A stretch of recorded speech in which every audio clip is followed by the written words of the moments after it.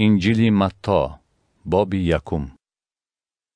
نسبنامه عیسی مسیح پسر داوود پسر ابراهیم.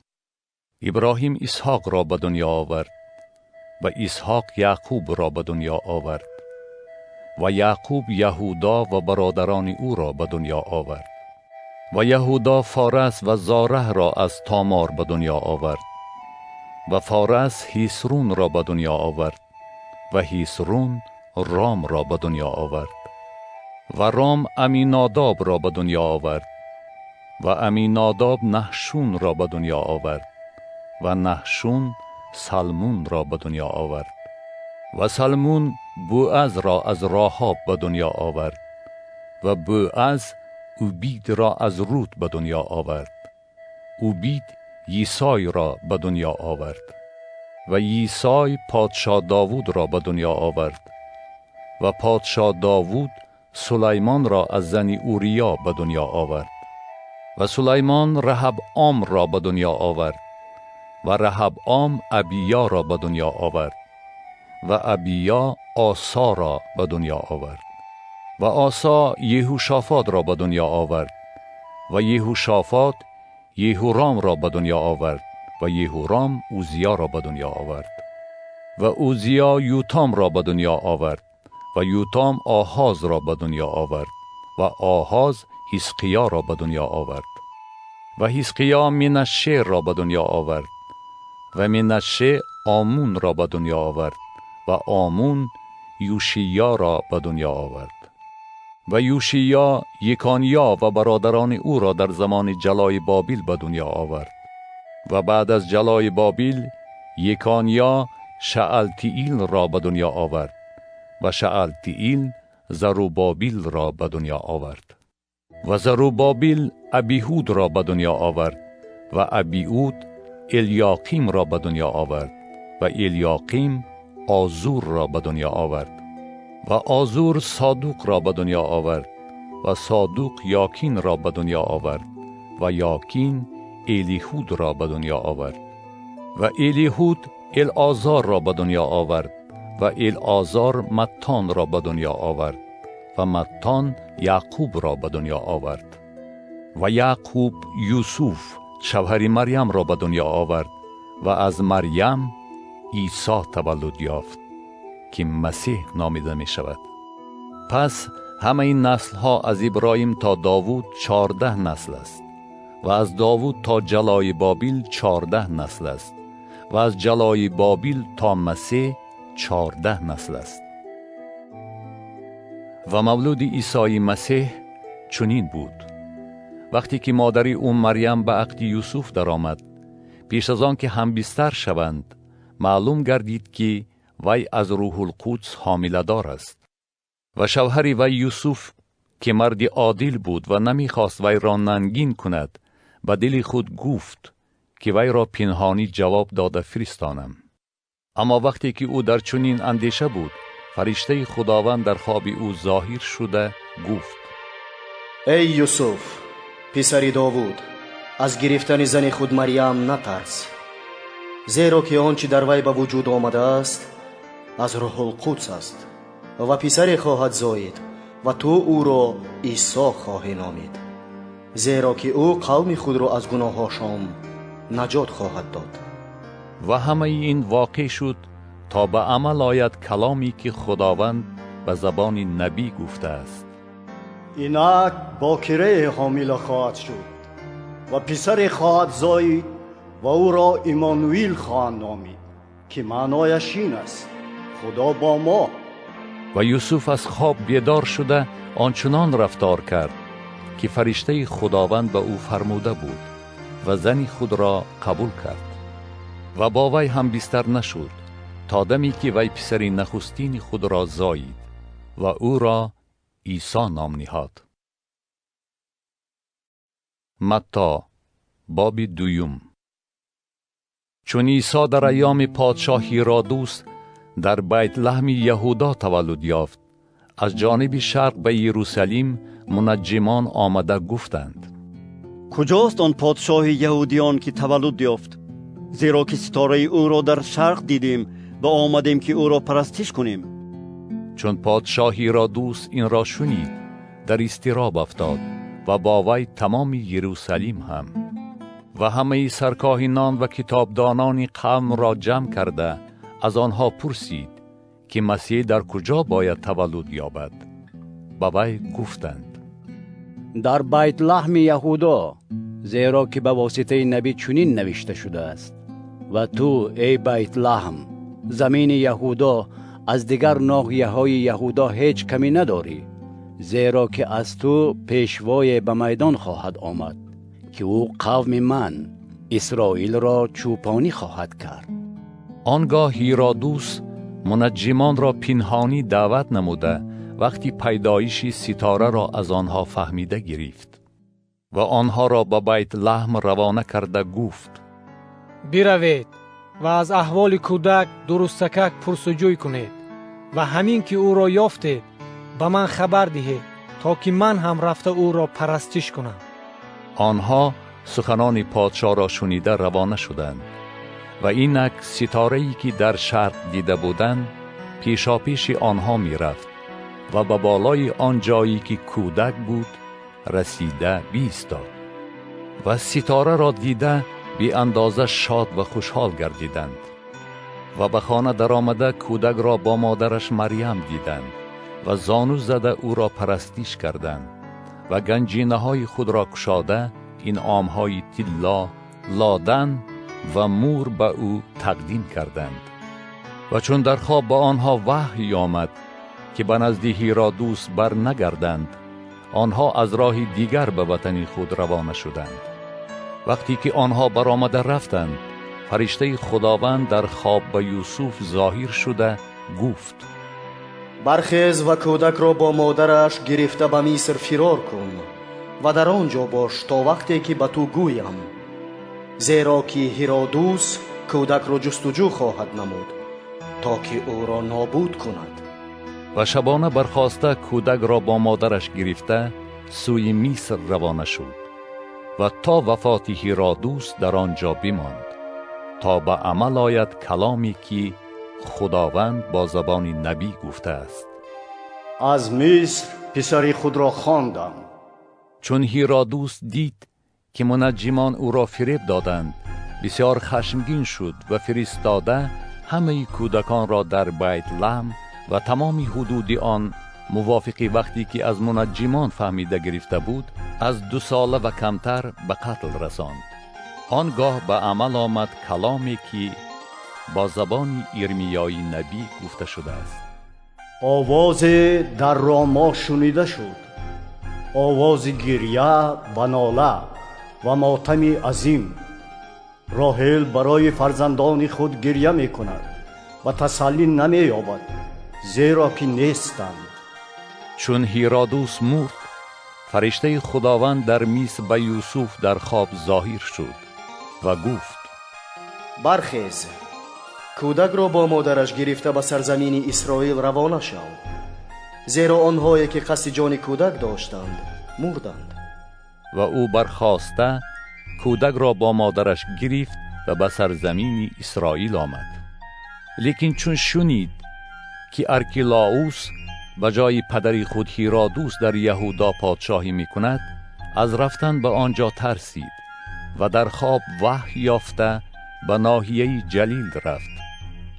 و چون رسید در شهری که ناصره نام دارد مسکن گرفت تا به عمل آید کلامی که با زبان نبی گفته شده است که او ناصری خوانده خواهد شد. متی باب 3. در آن ایام یحیای تعمید دهنده ظاهر شده در بیابان یهودا موعظه می کرد و می گفت: توبه کنید، زیرا که ملکوت آسمان نزدیک است. زیرا او همان است که اشعیای نبی از او خبر داده گفته است: آوازی ندا کننده در بیابان، راه خداوند را تیار کنید، طریق او را راست کنید. و این یحیی لباس از پشم شتور در بر و کمربند از شرم در کمر داشت و خوراک او ملخ و عسلی یابایی بود. آن وقت اهل یروشلیم و تمام یهودا و مضافات اردن نزد او بیرون می آمدند و به گناه های خود اقرار شده در رود اردن تعمید می یافتند. چون بسیاری از فریسیان و صدوقیان را دید که نزد او برای تعمید می آیند، به آنها گفت: ای افیزادگان، کی به شما تلقین کرد که از غضب آینده بگریزید؟ اکنون ثمری آورید که سزاوار توبه باشد و در دل خود نگویید که پدر ما ابراهیم است، زیرا به شما میگویم که خدا قادر است از این سنگ ها برای ابراهیم فرزندان به وجود آورد. و الحال تیشه بر ریشه درختان گذاشته شده است. هر درختی که میوه نغز ندهد بریده و در آتش انداخته خواهد شد. من شما را با آب برای توبه تعمید میدهم، لیکن آن که پس از من می آید از من تواناتر است. من سزاوار آن نیستم که پایفزال او را بردارم. او شما را با روح القدس و آتش تعمید خواهد داد. او غلبیر خود را در دست دارد و او خرمنگای خود را تازه کرده گندم خود را در انبار گرد خواهد آورد، لیکن کاه را در آتش خاموش نشونده خواهد سوزاند. آنگاه عیسی از جلیل به اردن نزد یحیی آمد تا که از وی تعمید یابد، لیکن یحیی او را باز داشته گفت: مرا لازم است که از تو تعمید یابم و تو نزد من می آیی؟ عیسی در جواب وی گفت: الحال بگذار، زیرا که ما را لازم است هر نوع عدالت را این طور بجا آوریم. پس یحیی او را واگذاشت و عیسی تعمید یافته در حال از آب برآمد و اینک آسمان بر روی او گشاده شد و روح خدا را دید که چون کبوتری نازل شده بر او قرار می گیرد و اینک آوازی از آسمان رسید که می گفت: این است پسری محبوب من که حسن توجه من بر اوست. متی باب 4. آنگاه روح عیسی را به بیابان برد تا که او را ابلیس بیازماید و 40 شبانه روز روزه داشته نهایت گرسنه ماند و آزمایش کننده نزد او آمده گفت: اگر تو پسر خدا باشی به این سنگ ها بگوی که نان شوند. در جواب گفت: نوشته شده است که آدمی زاد نه تنها با نان زندگی می کند، بلکه با هر کلمه‌ای که از دهان خدا برآید.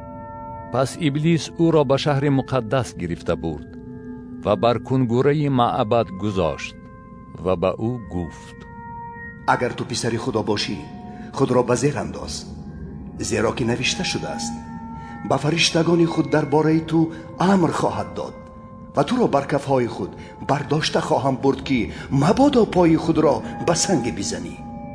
عیسی به وی گفت: همچنین نوشته شده است خداوند خدای خود را نآزمای.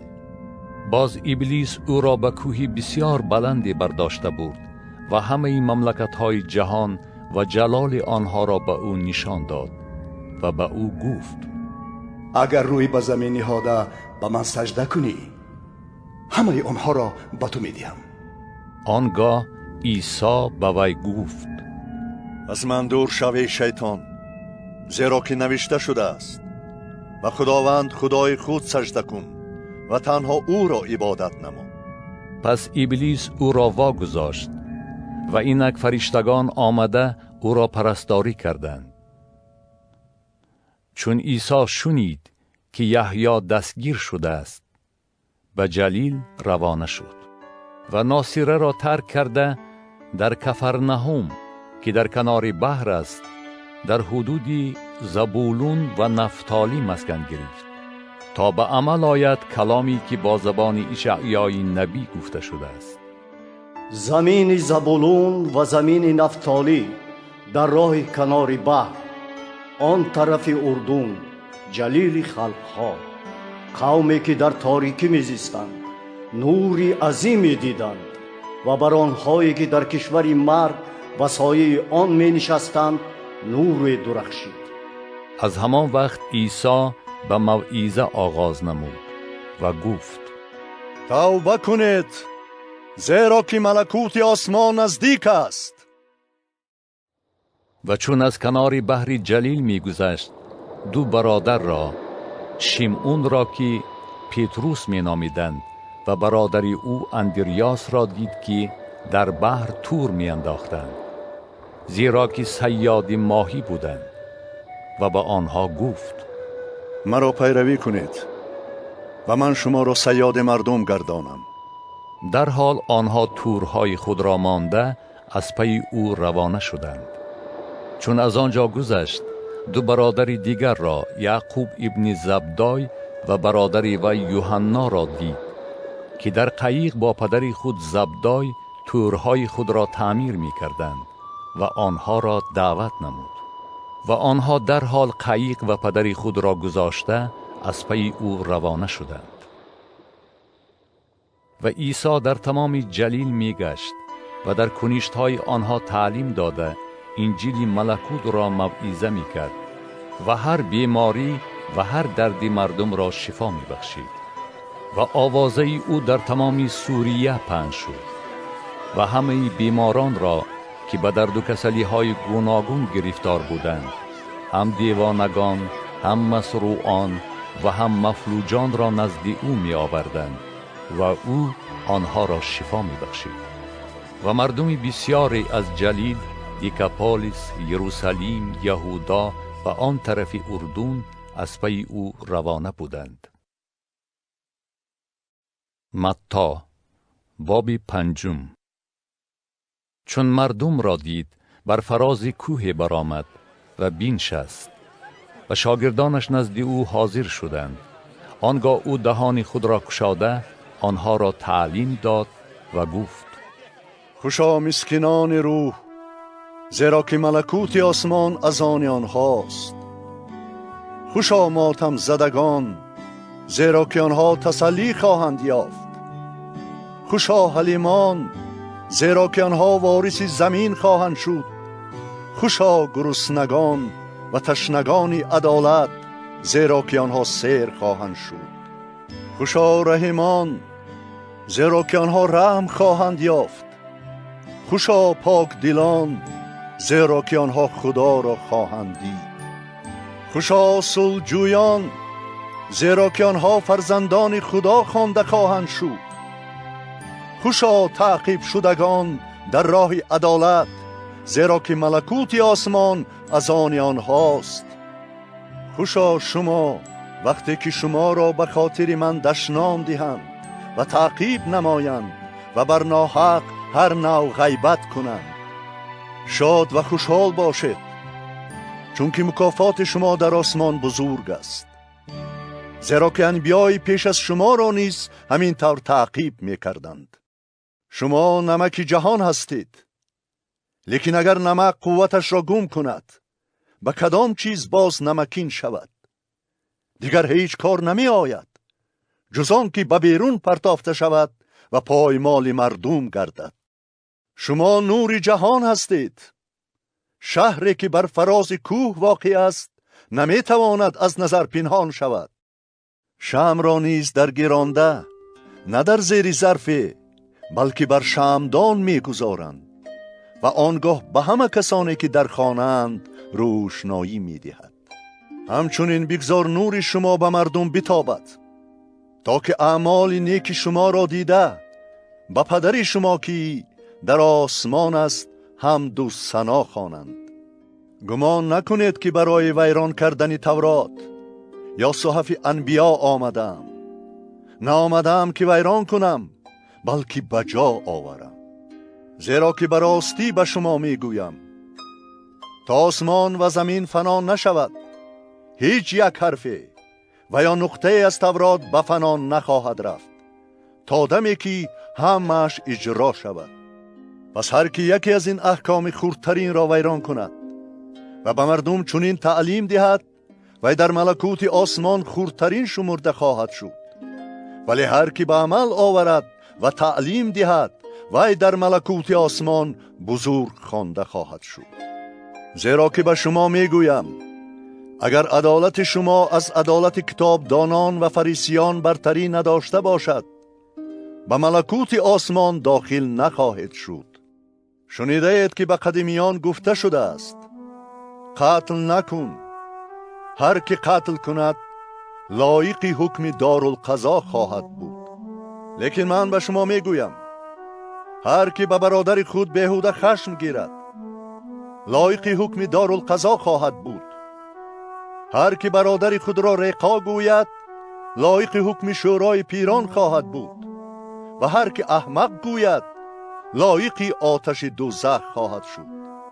پس هنگامی که قربانی خود را نزد قربانگاه می آوری و در آنجا به خاطرت آید که برادرت از تو ناراضی است، قربانی خود را در آنجا نزد قربانگاه بمان و رفته اول با برادر خود مواسا کن و بعد آمده قربانی خود را تقدیم کن.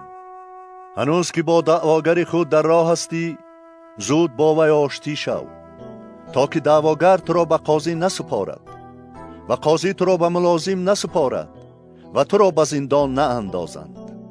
براستی به تو میگویم، تا فلوس آخرین را ادا نکنی از آنجا بیرون نخواهی رفت. شنیده اید که به قدیمیان گفته شده است: زنا نکن. لیکن من به شما میگویم، هر کی به زن با چشم شهوت آمیز نگاه کند در دل خود با وی زنا کرده باشد. پس اگر چشم راستت تو را به وسوسه اندازد، آن را کنده از خود دور کن. زیرا برای تو بهتر است که یکی از اندامت تلف گردد و تمام جسمت به دوزخ انداخته نشود. و اگر دست راستت تو را به وسوسه اندازد، آن را بریده از خود دور کن.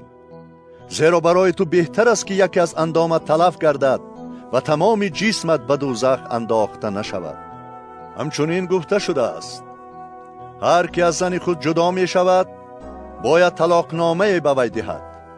لیکن من به شما می گویم، هر که از زن خود غیر از عیب زنا جدا شود باعث زناکاری وی می گردد و هر که زن طلاق شده را گیرد زنا کرده باشد.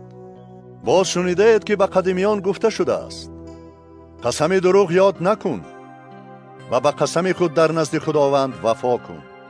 لیکن من به شما میگویم، هرگز قسم یاد نکن، نه به آسمان زیرا که تخت خداست، نه به زمین چون که پایانداز اوست، نه به یروشلیم چون که شهر پادشاه بزرگ است.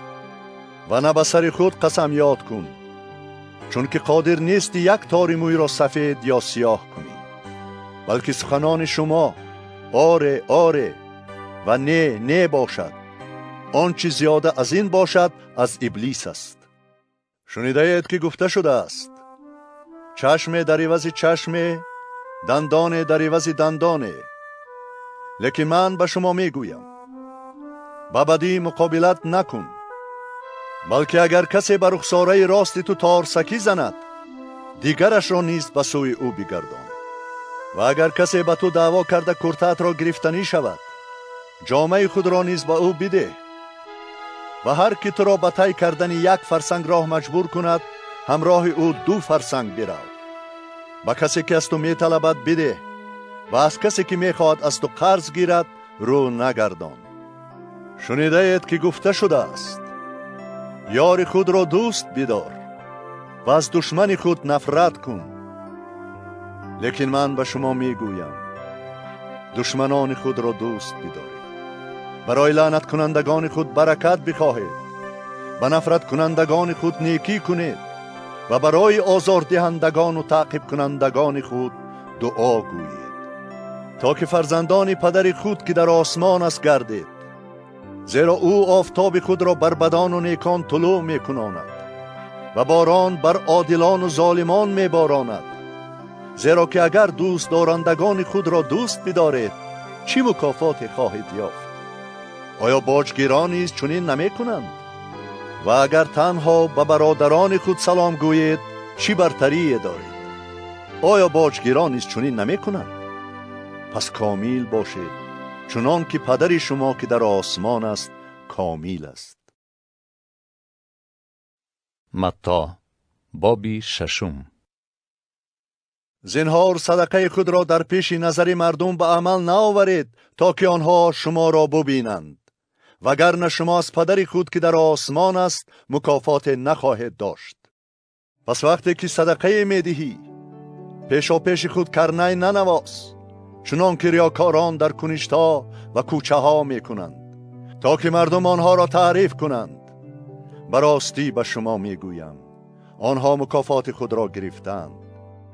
اما وقتی که تو صدقه می دهی بگذار دست چپت از آن چی دست راستت می کند خبردار نشود، تا که صدقه تو در نهان باشد و پدر تو که نهان بین است به تو آشکارا مکافات خواهد داد.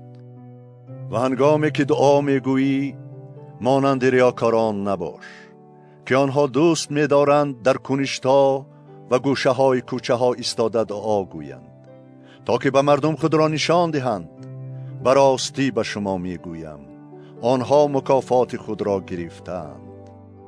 لیکن تو وقتی که می خواهی دعا گویی به حجره خود درآ و در را بسته به پدر خود که نهان است دعا گوی، و پدر تو که نهان بین است به تو آشکارا مکافات خواهد داد. و در وقت دعا چون خلقها پرگویی نکنید، زیرا آنها گمان می کنند که به طفیل پرگویی دعایشان مستجاب می شود. مانند آنها نباشید، زیرا پدر شما تمام احتیاجات شما را پیش از آن که طلب کنید می داند. پس به این مضمون دعا گویید: ای پدر ما که در آسمانی، اسم تو مقدس باد، ملکوت تو بیاید، اراده تو چنان که در آسمان است در زمین هم به عمل آید. رزق و روزی ما را امروز به ما بده و قرضهای ما را ببخش چنان که ما نیز به قرضداران خود می بخشیم، و ما را به آزمایش دچار نکن بلکه ما را از ابلیس رهایی ده، زیرا که ملکوت و قوت و جلال تا ابد از آن توست. آمین. زیرا اگر شما به مردم خطاهاشان را ببخشید، پدر شما که در آسمان است به شما نیز خواهد بخشید. و اگر شما به مردم نبخشید، پدر شما نیز خطاهای شما را به شما نخواهد بخشید. همچنین هنگامی که روزه می دارید مانند ریاکاران طور شروع نباشید، زیرا که آنها قیافه خود را دیگرگون می کنند تا که روزه‌داری خود را به مردم نشان دهند. براستی به شما می گویم که آنها مکافات خود را گرفتند. لیکن تو وقتی که روزه می داری به سر خود روغن بمال و روی خود را بشوی، تا که نه در نظر مردم بلکه در حضور پدر خود که نهان است روزه‌دار باشی، و پدر تو که نهان بین است به تو آشکارا مکافات خواهد داد.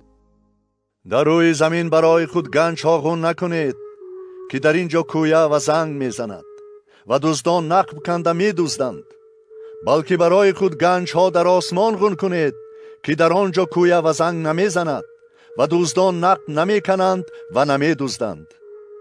زیرا هر جا که گنج شماست دل شما نیز در آنجا خواهد بود. چراغ بدن چشم است، و اگر چشمت سالم باشد تمام بدنت روشن خواهد بود. لیکن اگر چشم تو خیره باشد تمام بدنت تاریک خواهد بود. پس اگر نوری که در توست ظلمات باشد، چگونه عظیم است آن ظلمات. هیچ کس به دو آقا خدمت کرده نمی تواند، زیرا که یا از یکی نفرت کرده دیگری را دوست خواهد داشت، یا به یکی چسبیده دیگری را خار خواهد دید. شما نمی توانید به خدا و به ممونا خدمت کنید. بنابراین به شما می گویم برای حیات خود غمخواری نکنید که چی بخورید و چی بنوشید، نیز برای جسم خود که چی بپوشید. آیا حیات از خوراک و جسم از پوشاک مهمتر نیست؟ و مرغان هوا نگاه کنید که نه می کارند و نه می دروند و نه در انبارها ذخیره می کنند، و پدر شما که در آسمان است به آنها روزی می رساند. آیا شما از آنها خیلی بهتر نیستید؟ و کیست از شما که با غمخواری خود قامتش را یک ذراع بلند کرده تواند؟ و برای لباس چرا غمخواری می کنید؟ به سوسنهای صحرا نظر کنید که چگونه نشأ و نما می یابند. نه مهنت می کنند و نه می ریسند. لیکن به شما می گویم که سلیمان هم با تمام جلال خود چون یکی از آنها لباس نپوشیده است. پس اگر خدا علف صحرا را که امروز هست و فردا به تنور انداخته می شود چون این بپوشاند، مگر شما را ای سست دیمان ها از آن بهتر پوشانده نمی تواند؟ از این رو غمخواری نکنید و نگویید چی بخوریم یا چی بنوشیم یا چی بپوشیم، چون که خلقها در جستجوی همه این چیزها می باشند. لیکن پدر شما که در آسمان است می داند که شما به همه این چیزها احتیاج دارید. اما اول ملکوت خدا و عدالت او را بجویید و همه این چیزها به شما به طور علاوه داده خواهد شد. پس برای فردا غمخواری نکنید، زیرا که فردا برای خود غمخواری خواهد کرد. زحمت امروز برای امروز کافی است. متی باب 7. حکم نکنید تا که حکم کرده نشوید، زیرا به هر طریق که حکم کنید به همان طریق شما حکم کرده خواهید شد و به هر اندازه که چین کنید به همان اندازه به شما چین کرده خواهد شد. و چرا تو خسی را در چشم برادر خود میبینی ولی چوبی را در چشم خود در نمیابی؟ یا چطور به برادر خود میگویی اجازت ده که خس را از چشم تو دور کنم و حال آنکه چوب در چشم توست؟ ای ریاکار، اول چوب را از چشم خود دور کن و آنگاه درست خواهی دید که خس را از چشم برادر خود دور کنی. آنچه مقدس است به سگان ندهید و مروارید خود را پیش خوکان ناندازید تا که آنها را پایمال نکنند و برگشته شما را ندارند. بطلبید و شما داده خواهد شد، بجویید خواهید یافت، در را بکوبید آن برویتان گشاده خواهد شد. زیرا هر که بطلبد میگیرد و هر که بجوید مییابد و هر که در را بکوبد آن برویش گشاده می شود. و کدام آدمی است از شما که پسرش از او نان بطلبد و سنگ به وی بدهد، یا ماهی از او بطلبد و مار به وی بدهد؟ پس اگر شما که شریر هستید و فرزندان خود دادن انعام‌های نیک را می دانید، پس پدر شما که در آسمان است با آنهایی که از او می طلبند چند مراتب زیادتر چیزهای نیک خواهد داد. پس هر آنچه می خواهید که مردم به شما کنند شما نیز به آنها همان طور کنید، زیرا این است تورات و صحف انبیا. از در تنگ درآیید، زیرا فراخ است آن در و وسیع است آن راهی که سوی هلاکت می برد و آنهایی که به آن داخل می شوند بسیارند. زیرا تنگ است آن در و دشوار است آن راهی که سوی حیات می برد و یابندگان آن کم هستند. از انبیای کاذب حذر کنید که به لباس میش نزد شما می آیند، لیکن در باطن گرگانی درندند. آنها را از میوه هاشون خواهید شناخت. آیا از بوته آلوچه انگور و از مشخار انجیر می چینند؟ همچنین هر درخت نیک میوه نیک می آورد، لیکن هر درخت بد میوه بد می آورد. نمی تواند درخت نیک میوه بد آورد و درخت بد میوه نیک. هر درختی که میوه نیک نمی آورد بریده و در آتش انداخته می شود. پس آنها را از میوه هاشون خواهید شناخت. نه هر کسی که به من خداوندا خداوندا می گوید به ملکوت آسمان داخل خواهد شد، بلکه آن کسی که اراده پدر مرا که در آسمان است به جا می آورد. بسیار کسان در آن روز به من خواهند گفت خداوندا خداوندا، آیا به اسم تو نبوت نکردیم؟ آیا به اسم تو دیوها را نراندیم؟ آیا به اسم تو معجزات زیاد نشان ندادیم؟ آنگاه در جواب آنها خواهم گفت من هرگز شما را نمی شناختم، از من دور شوید ای بدکاران. پس هر که این سخنان مرا بشنود و آنها را به جا آورد، او را به مردی عاقل مانند می کنم که خانه خود را بر سنگ بنا کرد. و باران باریده سیلاب ها روان شد و بادها وزیده به آن خانه فشار آورد، لیکن آن فرو نرفت، چون که بر سنگ بنا شده بود. و هر که این سخنان مرا بشنود و آنها را به جا نآورد، به مرد نادان مانند است که خانه خود را بر ریگ بنا کرد. و باران باریده سیلاب ها روان شد و بادها وزیده به آن خانه فشار آورد و آن خانه فرو رفت و خرابی آن بزرگ بود. وقتی که عیسی این سخنان را به پایان رساند، مردم از تعلیم او در حیرت ماندند، زیرا که آنها را همچون صاحب قدرت تعلیم می‌داد، نه همچون کتابدانان و فریسیان. متی باب 8. وقتی که او از کوه آمد، مردم بسیاری از پی او روانه شدند و اینک مخوی نزدیک آمده نزد او زانو زد و گفت: خداوندا، اگر خواهی میتوانی مرا پاک کنی. و عیسی دست خود را دراز کرده وی را لمس نمود و گفت: میخواهم، پاک شو. و در حال وی از مخاو پاک شد. و عیسی به وی گفت: زنهار به کسی مگو، بلکه رفته خود را به کاهن نشان ده و آن هدیه را که موسی فرموده است تقدیم کن تا به آنها شهادتی گردد.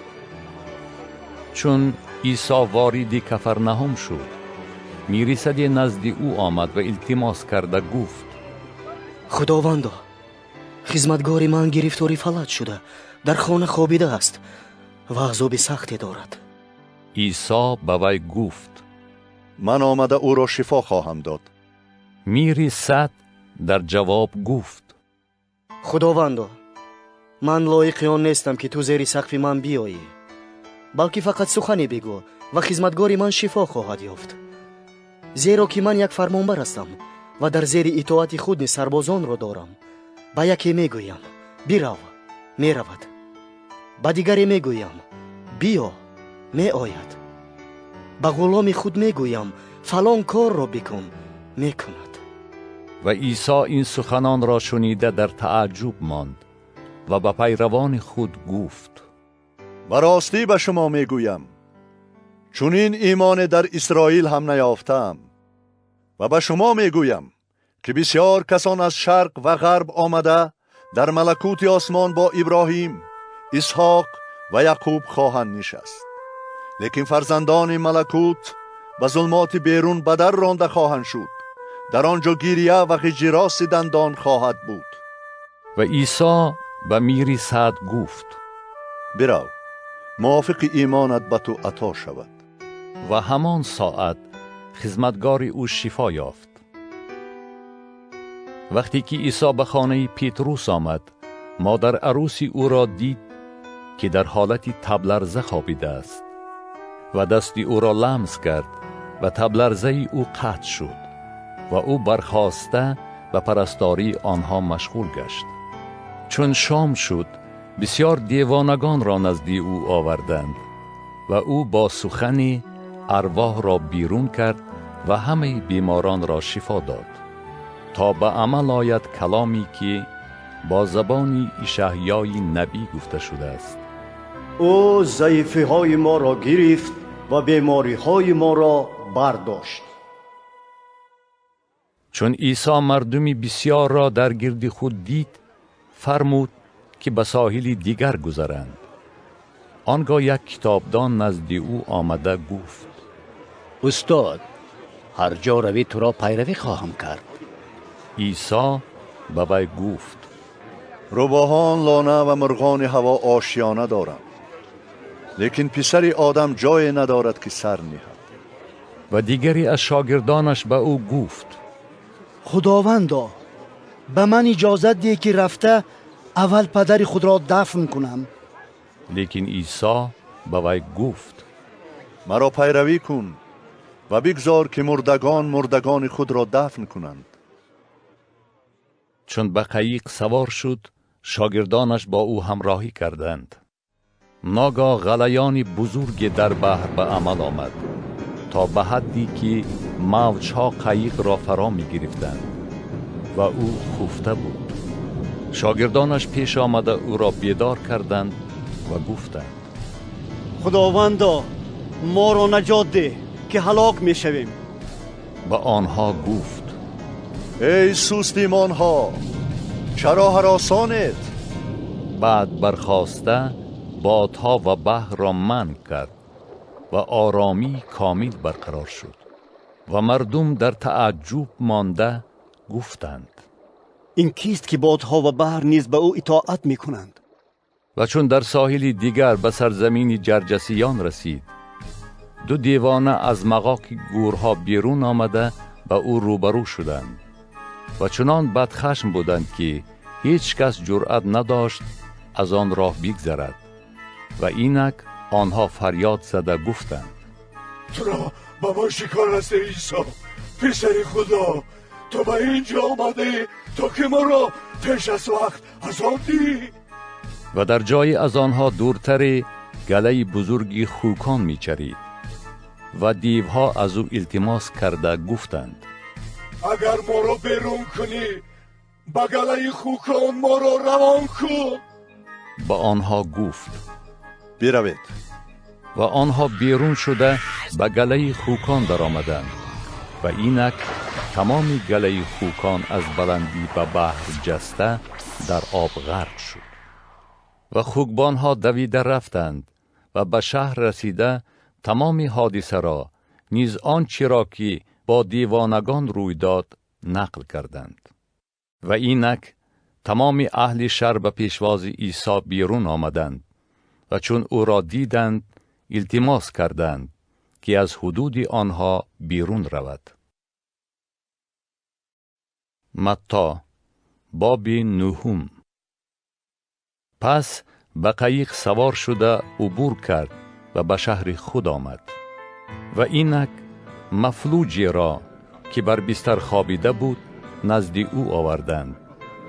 چون عیسی ایمان آنها را دید به مفلوج گفت: دلیر باش ای فرزند، گناههای تو آمرزیده شد. در عین حال بعضی از کتابدانان در دل خود گفتند: او کفر میگوید. لیکن عیسی اندیشه های آنها را پی برده گفت: برای چی در دل خود اندیشه های بد دارید؟ زیرا کدامش آسانتر است، گفتن این که گناه های تو آمرزیده شد یا گفتن آن که برخیز و روانه شو؟ لیکن تا بدانید که پسر آدم در روی زمین قدرت آمرزیدن گناه ها را دارد. آنگاه به مفلوج گفت: برخیز، بستر خود را بردار و به خانه خود روانه شو. در حال برخاسته به خانه خود روانه شد.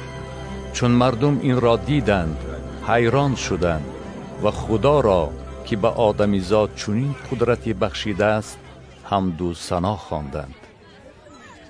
و عیسی از آنجا گذشته متی نام شخصی را دید که در باجگاه نشسته بود و به وی گفت: از پی من بیا. وی برخاسته از پی او روانه شد. و هنگامی که عیسی در خانه در سری سفره نشسته بود، بسیاری از باجگیران و گناهکاران نیز آمده با او و شاگردانش در سری سفره نشستند. چون فریسیان این را دیدند و شاگردان او گفتند: چرا استاد شما با باجگیران و گناهکاران خوراک میخورد؟ عیسی چون شنید به آنها گفت: نه تندرستان بلکه بیماران به طبیب حاجت دارند. و شما بروید و معنای این سخن را بیاموزید: مرحمت میخواهم نه قربانی. زیرا من آمدم که نه عادلان را بلکه گناهکاران را به توبه دعوت کنم. شاگردان یحیی نزد او آمده گفتند: چرا ما و فریسیان بسیار روزه می داریم لیکن شاگردان تو روزه نمی دارند؟ عیسی به آنها گفت: آیا اهل کشک نکاح مادامی که داماد با آنهاست ماتم داشته می توانند؟ لیکن ایامی خواهد رسید که داماد از آنها گرفته شود و آنگاه روزه خواهند داشت. و هیچ کس بر جامه کهنه از متاع نو در به نمی ماند، زیرا دربه نو از جامه جدا شده جای دریده آن باز هم بدتر می شود و شراب نو را در مشک کهنه نمی اندازند وگرنه مشک دریده شراب هم می ریزد مشک هم تلف می شود بلکه شراب نو را در مشک نو می اندازند و هر دو محفوظ می مانند. هنوز این سخنان را او به آنها می گفت که سردار آمده پیش او زانو زد و گفت دختری من حاضر مرد لیکن بیا و دست خود را به وی بگذار و زنده خواهد شد. عیسی برخاسته با شاگردانش از پی وی روانه شد و اینک زنی که 12 سال باز گرفتار خونروی بود از قفا نزدیک شده دامن او را لمس نمود زیرا که به دل خود گفت اگر محض لباس او را لمس کنم شفا می یابم. عیسی به قفا نگاه کرده زن را دید و گفت دلیر باش ای دختر ایمانت تو را شفا بخشید. همان ساعت زن شفا یافت و هنگامی که عیسی به خانه سردار آمده نی نوازان و مردم نوحه کننده را دید با آنها گفت از اینجا برآیید زیرا که دختر نمرده است بلکه خفته است. آنها بر او خندیدند. چون مردم بیرون رفتند او در آمده دستی وی را گرفت و دختر برخاست و آوازه این در تمام آن سرزمین پخش شد. وقتی که عیسی از آنجا می رفت 2 کور از پی او رفته فریاد می زدند ای پسر داوود به ما مرحمت کن. و چون به خانه رسید کوران نزد او در آمدند. عیسی به آنها گفت آیا ایمان دارید که من این کار را کرده می توانم؟ آنها به او گفتند آری خداوندا. آنگاه چشمان آنها را لمس کرده گفت موافق ایمانتان به شما بشود. و چشمان آنها گشاده شد و عیسی آنها را تأکید کرده گفت زنهار کسی از این آگاهی نیابد. لیکن آنها بیرون رفته آوازه او را در تمام آن سرزمین پهن کردند. و هنگامی که آنها بیرون می رفتند کسی را نزد او آوردند که دیوانه گونگ بود و چون دیو بیرون کرده شد گونگ به گپ در آمد و مردم در حیرت مانده گفتند چون این حادثه در اسرائیل هرگز دیده نشده است. لیکن فریسیان گفتند او دیوها را به واسطه کلان دیوها بیرون میکند.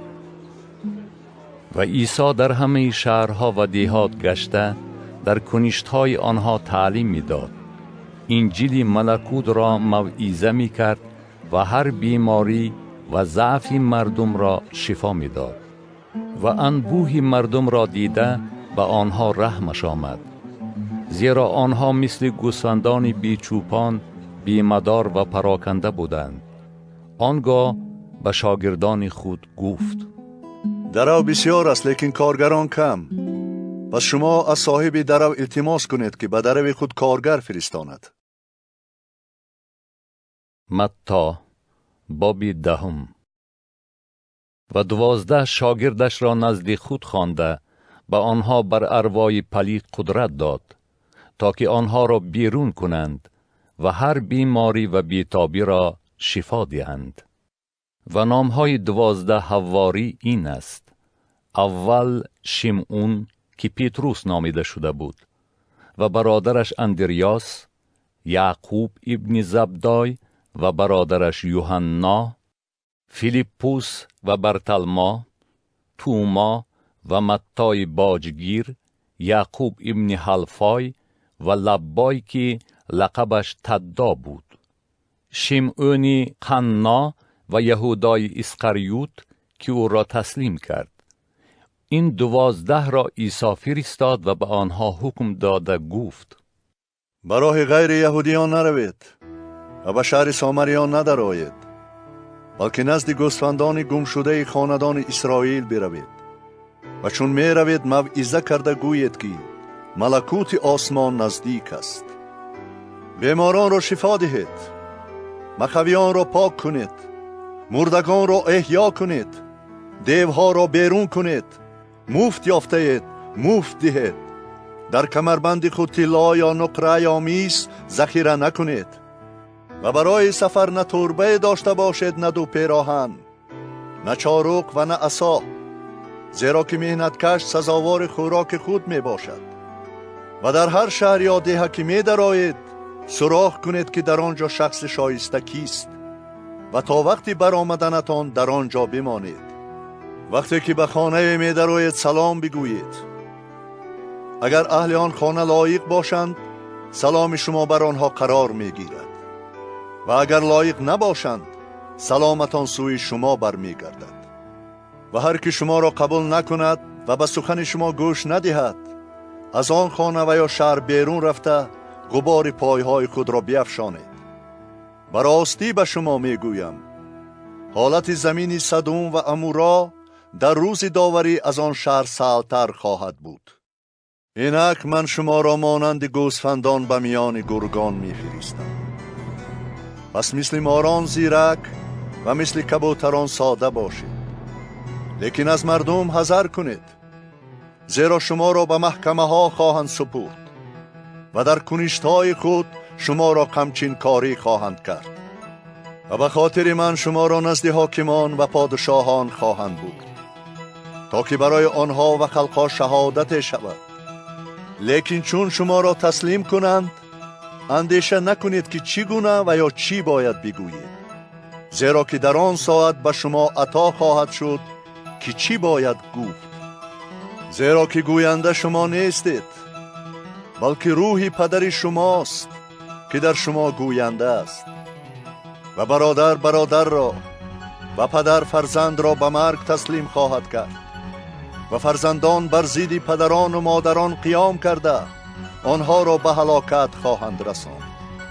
و از برای اسم من تمام مردم از شما نفرت خواهند کرد، لیکن هر که تا به آخر صبر کند نجات خواهد یافت.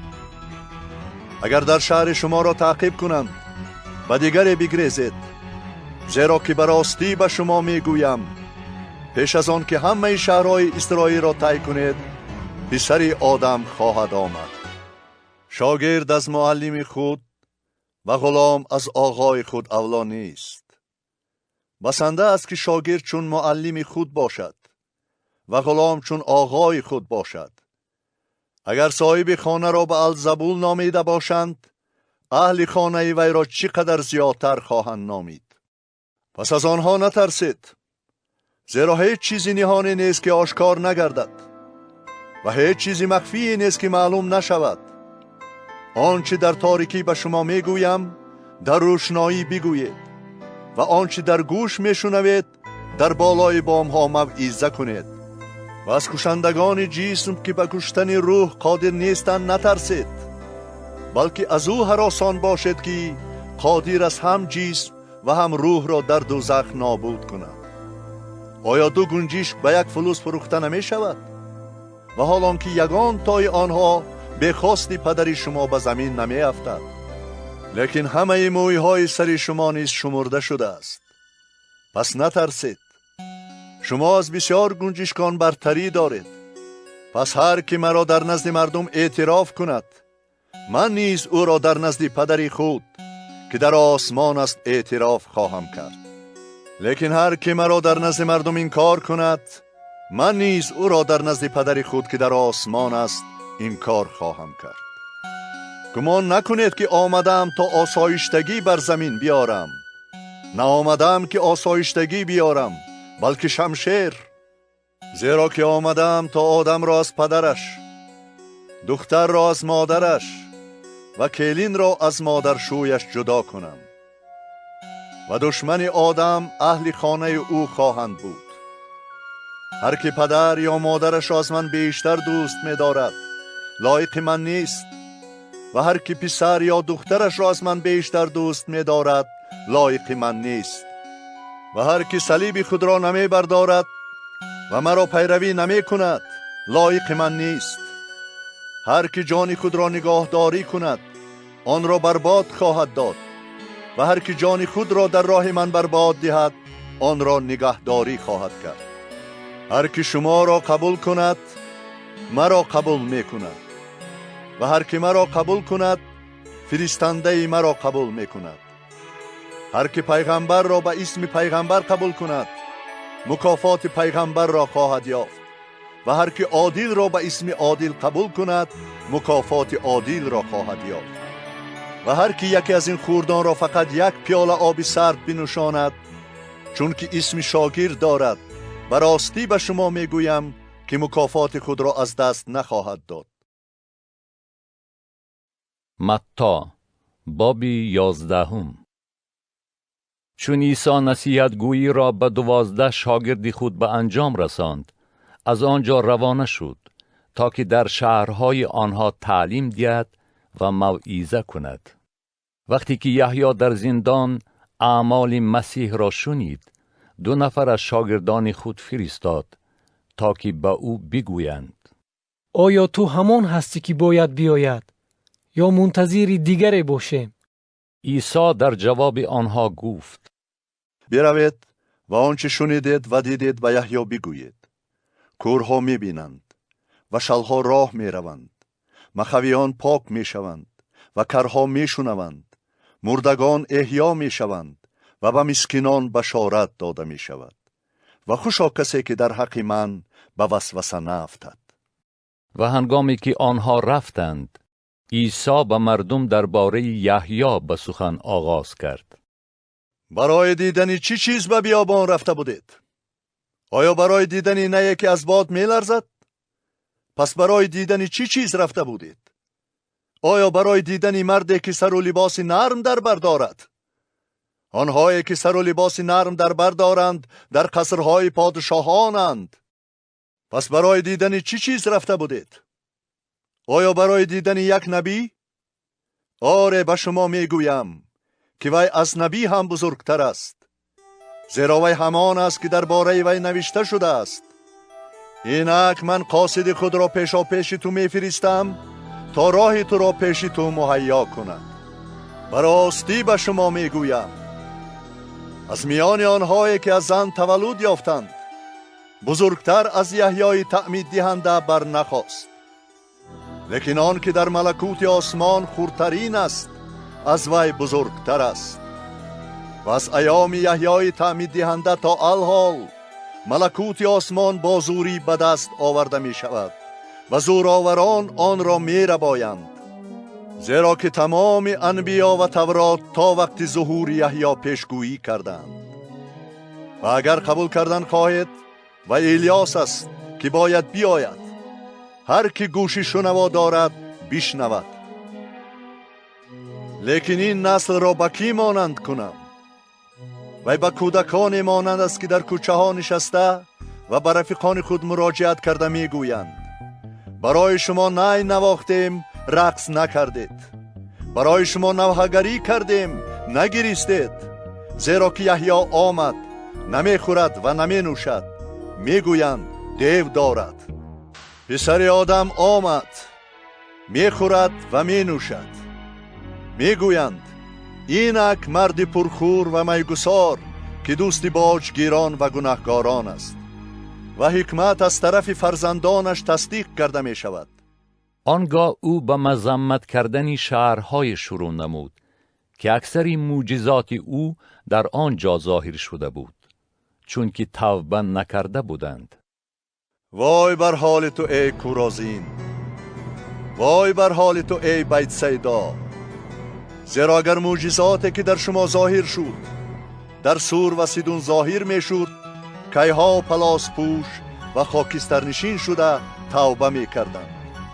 لیکن به شما می گویم در روز داوری حالت سور و سیدون از شما سبکتر خواهد بود.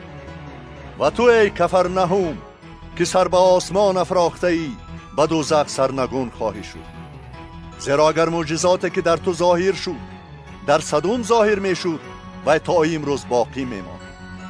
لیکن به شما می گویم که در روز داوری حالت سرزمین سدوم از تو سبکتر خواهد بود. در آن وقت عیسی سخنش را دوام داده گفت: تو را ای پدر ای خداوند آسمان و زمین، ستایش میکنم که این چیزها را از خردمندان و عاقلان پنهان داشتی و به کودکان آشکار کردی. آره ای پدر، زیرا که حسن توجه تو چنین بود. همه چیز را پدرم به من سپرده است و هیچ کس پسر را جز پدر نمی شناسد و هیچ کس پدر را نمی شناسد جز پسر و کسی که پسر بخواهد به وی آشکار کند. نزد من آید ای همه زحمتکشان و گران باران و من به شما آرامی خواهم بخشید. یوغ مرا به گردن خود گیرید و از من تعلیم یابید، زیرا که من حلیم و فروتن هستم و جانهای شما آرامی خواهد یافت، زیرا یوغ من خوش و بار من سبوک است. متی باب 12. در آن وقت عیسی روز شنبه از کشتزار می‌گذشت و شاگردانش گرسنه مانده به چیدن و خوردن خوشه ها سر کردند.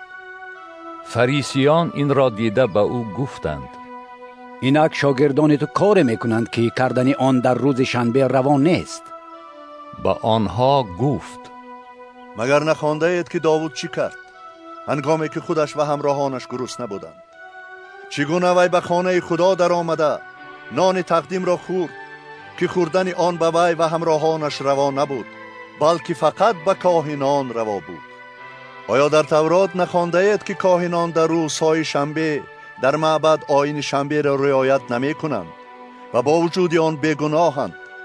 لیکن به شما میگویم که در اینجا شخصی هست که از معبد بزرگتر است. و اگر میدانستید که مرحمت میخواهم نه قربانی چی معنا دارد، بیگناهان را مذمت نمی کردید، زیرا که پسر آدم آقای روز شنبه نیز می باشد. و از آنجا رفته به کنیشت آنها در آمد. و اینک در آنجا آدمی بود که دستی خشک شده داشت. از او پرسیده گفتند: آیا در روز شنبه شفا دادن جایز است؟ قصدشان این بود که او را عیبدار کنند. با آنها گفت: کیست از شما که یک گوسفند داشته باشد و آن در روز شنبه به مغاک افتد و آن را گرفته نبرارد؟ پس چقدر از گوسفند آدم عزیزتر است؟ بنابراین در روزهای شنبه نیکی کردن جایز است. آنگاه به آن آدم گفت: دست خود را دراز کن. وی دراز کرد و مثل دست دیگرش صحت شد. فریسیان بیرون رفته در حق او مشورت نمودند که چطور او را هلاک کنند. لیکن عیسی این را دریافته از آنجا دور شد. و مردم بسیاری از پی او روانه شدند و او همه آنها را شفا بخشید و به آنها فرمایش داد که آوازه او را پهن نکنند تا به عمل آید کلامی که با زبان اشعیای نبی گفته شده است: اینک بنده من که او را برگزیدم و محبوب من که حسن توجه من بروست. روح خود را بر او خواهم نهاد تا که داوری را به خلقها اعلان کند. ستیزه و فغان نخواهد کرد و کسی در کوچه ها آواز او را نخواهد شنید. نی خمیده را نخواهد شکست و فتیله نیم سوخته را خاموش نخواهد کرد تا دمی که داوری را به غلبه آورده رساند و خلقها به اسم او امید خواهند بست. آنگاه دیوانه ای را نزد او آوردند که کور و گون بود. او وی را شفا بخشید به طوری که آن کور و گونگ گویا و بینا شد. و تمام مردم در حیرت افتاده گفتند: آیا این شخص پسر داود نیست؟ لیکن فریسیان این را شنیده گفتند: او دیوها را فقط با واسطه بألزبول کلان دیوها بیرون میکند. اما عیسی فکر و خیال آنها را دریافته به آنها گفت: هر سلطنتی که بر ضد خود از هم جدا شود رو به خرابی می آورد و هر شهر یا خانه‌ای که بر ضد خود از هم جدا شود استوار ایستادن نمی تواند. و اگر شیطان را بیرون کند وی بر ضد خود از هم جدا شده باشد، پس سلطنت وی چگونه استوار ایستاده می تواند؟ و اگر من دیوها را با واسطه بلزبول بیرون می کرده باشم، پسران شما آنها را با واسطه کی بیرون می کنند؟ بنابراین آنها داوری شما خواهند شد. لیکن اگر من دیوها را با روح خدا بیرون می کرده باشم، پس ملکوت خدا به شما آمده رسیده است. یا کسی چگونه به خانه شخص زورآور در آمده چیزهای وی را غارت کرده می تواند به آنکه اول آن زورآور را ببندد و پس از آن خانه وی را غارت کند؟ هر کی با من نیست با من مقابل است و هر کی با من جمع نمی کند وی پراکنده می کند. از این سبب به شما می گویم هر نوع گناه و کفر به آدمیزاد آمرزیده می شود، لیکن کفر بر ضد روح به آدمیزاد آمرزیده نخواهد شد. هر کی بر ضد پسر آدم سخن گوید به وی آمرزیده می شود، لیکن هر کی بر ضد روح القدس سخن گوید به وی آمرزیده نخواهد شد، نه در این عالم نه در عالم آینده. یا درخت را نیک گردانید و میوه‌اش را نیک، یا درخت را بد گردانید و میوه‌اش را بد، زیرا که درخت از میوه‌اش شناخته می شود. ای افیزادگان، شما چطور سخنان نیک گفته می توانید در صورتی که خودتان بد هستید؟ زیرا که زبان از پوری دل سخن می گوید. شخص نیک از گنجینه نیک چیزی نیک بیرون می آورد و شخص بد از گنجینه بد چیزی بد بیرون می آورد. لیکن به شما می گویم که مردم برای هر سخنی باطلی که می گویند در روز داوری جواب خواهند داد، زیرا که از سخنان خود سفید خواهی شد و از سخنان خود محکوم خواهی شد. آنگاه بعضی از کتابدانان و فریسیان به جواب گفتند: ای استاد، می خواهیم علامتی از تو ببینیم. در جواب آنها گفت: نسل شریر و زناکار علامت می طلبد و به وی جز علامت یونس نبی علامت دادن نخواهد شد. زیرا چنان که یونس 3 شبانه روز در شکم ماهی بود، پسر آدم نیز 3 شبانه روز در آغوش زمین خواهد بود. مردم نینوه در روز داوری با این نسل برخاسته آن را محکوم خواهند کرد، زیرا که آنها با موعظه یونس توبه کردند و اینک در اینجا شخصی از یونس بزرگتر است. ملکه جنوب در روز داوری با این نسل برخاسته آن را محکوم خواهد کرد، زیرا که وی برای شنیدن حکمت سلیمان از اقصای زمین آمد و اینک در اینجا شخصی از سلیمان بزرگتر است. وقتی که روح پلید از آدم بیرون می آید، در جستجوی راحت در جایهای بی آب گردش می کند و نمی یابد. آنگاه می گوید: به خانه خود که از آن بیرون آمدم بر می گردم و گشته آمده آن را خالی، جاروب زده و آراسته می یابد. پس از آن رفته 7 روح دیگری از خودش بدتر را همراه خود می آورد و داخل شده در آنجا زندگی می کنند و انجام آن شخص بدتر از اولش می شود. حال این نسل شریر نیز همین طور خواهد شد. هنوز او با مردم سخن می گفت که مادر و برادرانش آمده در بیرون ایستادند و می خواستند با او گفتگو کنند و شخصی به او گفت: اینک مادرت و برادرانت در بیرون ایستادند و می خواهند با تو گفتگو کنند. لیکن او در جواب آن شخص گفت: کیست مادری من و کیست برادران من؟ و با دست خود شاگردان خود را نشان داده گفت: اینک مادر من و برادران من. زیرا هر که خواستی پدری مرا که در آسمان است بجا آورد، همان کس برادر و خواهر و مادری من است. متی باب 13. و همان روز عیسی از خانه بیرون آمده در کنار بحر نشست و مردمی بسیار نزد او جمع آمدند، به طوری که او به قایق در آمده نشست و تمام مردم در کنار بحر می ایستادند و با مثلها چیزهای بسیار را به آنها آموخته گفت. اینک کارنده برای پاشیدن تخم بیرون رفت و چون تخم می پاشید قدر در کنار راه افتاد و پرندگان آمده آن را خوردند. قدر بر سنگلاخ افتاد در جایی که خاک بسیار نبود و با تیزی سبزید، زیرا که خاک عمق نداشت. چون آفتاب برآمد پژمرده شد و از بس که ریشه نداشت خشک شد. قدر در میان خارها افتاد و خارها قد کشیده آن را پخش کردند. قدر در خاک نغز افتاد و بار آورد، بعضی 100 برابر، بعضی 60 و بعضی 30. هر که گوش شنوا دارد بشنود. و شاگردانش آمده به او گفتند: چرا به آنها با مثلها سخن میگویی؟ در جوابشان گفت: چون که به شما دانستن اسرار ملکوت آسمان عطا شده است، لیکن به آنها عطا نشده است. زیرا هر که دارد به وی داده و افزوده شود، لیکن هر که ندارد از وی آنچه نیز دارد گرفته شود. از آن سبب به آنها با مثلها سخن میگویم که آنها نگاه میکنند ولی نمیبینند و گوش میدهند ولی نمیشنوند و نمیفهمند.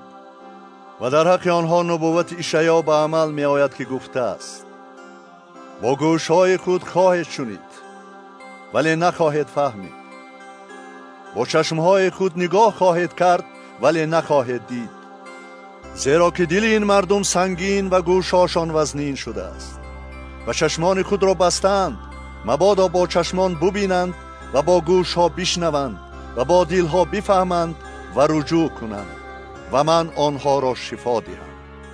لیکن خوشا چشمان شما که میبینند و گوشهای شما که میشنوند، زیرا براستی به شما میگویم که بسی انبیا و عادلان میخواستند آنچه را که شما میبینید ببینند و ندیدند و آنچه را که شما میشنوید بشنوند و نشنیدند.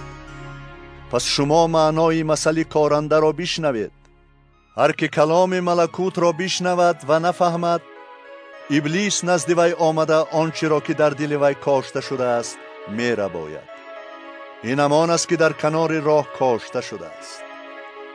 و کاشته شده در سنگلاخ آن کس است که کلام را میشنود و در حال با شادی قبول میکند، لیکن در خود ریشه ندارد و نااستوار است و چون از باعث کلام اذیت یا تعقیبات روی دهد، در حال به وسوسه میافتد. و کاشته شده در میان خارها آن کس است که کلام را میشنود، لیکن اندیشه های دنیایی و حرص ثروت کلام را پخش میکند و آن بی ثمر میگردد. و کاشته شده در خاک نغز آن کس است که کلام را میشنود و میفهمد و بار هم میآورد، بعضی 100 برابر، بعضی 60 و بعضی 30. و مثل دیگری برای آنها آورده گفت: ملکوت آسمان مانند کسی است که در کشتزار خود تخم نیکو کاشته است. لیکن وقتی که مردم در خواب بودند، دشمن وی آمده در میان گندم مستک پاشید و رفت. چون کشتزار سبزید و ثمرش به نظر نمایان شد، مستک هم پیدا شد. غلامان صاحب کشتزار آمده گفتند: ای آقا، آیا در کشتزار خود تخم نیکو نکاشته ای؟ پس مستک از کجا پیدا شد؟ وی به آنها گفت: این کار دشمن است. غلامان به وی گفتند: آیا میخواهی برویم و آن را چیده گیریم؟ وی گفت: نه، مبادا در وقت چیده گرفتن مستک گندم را هم از ریشه بکنید.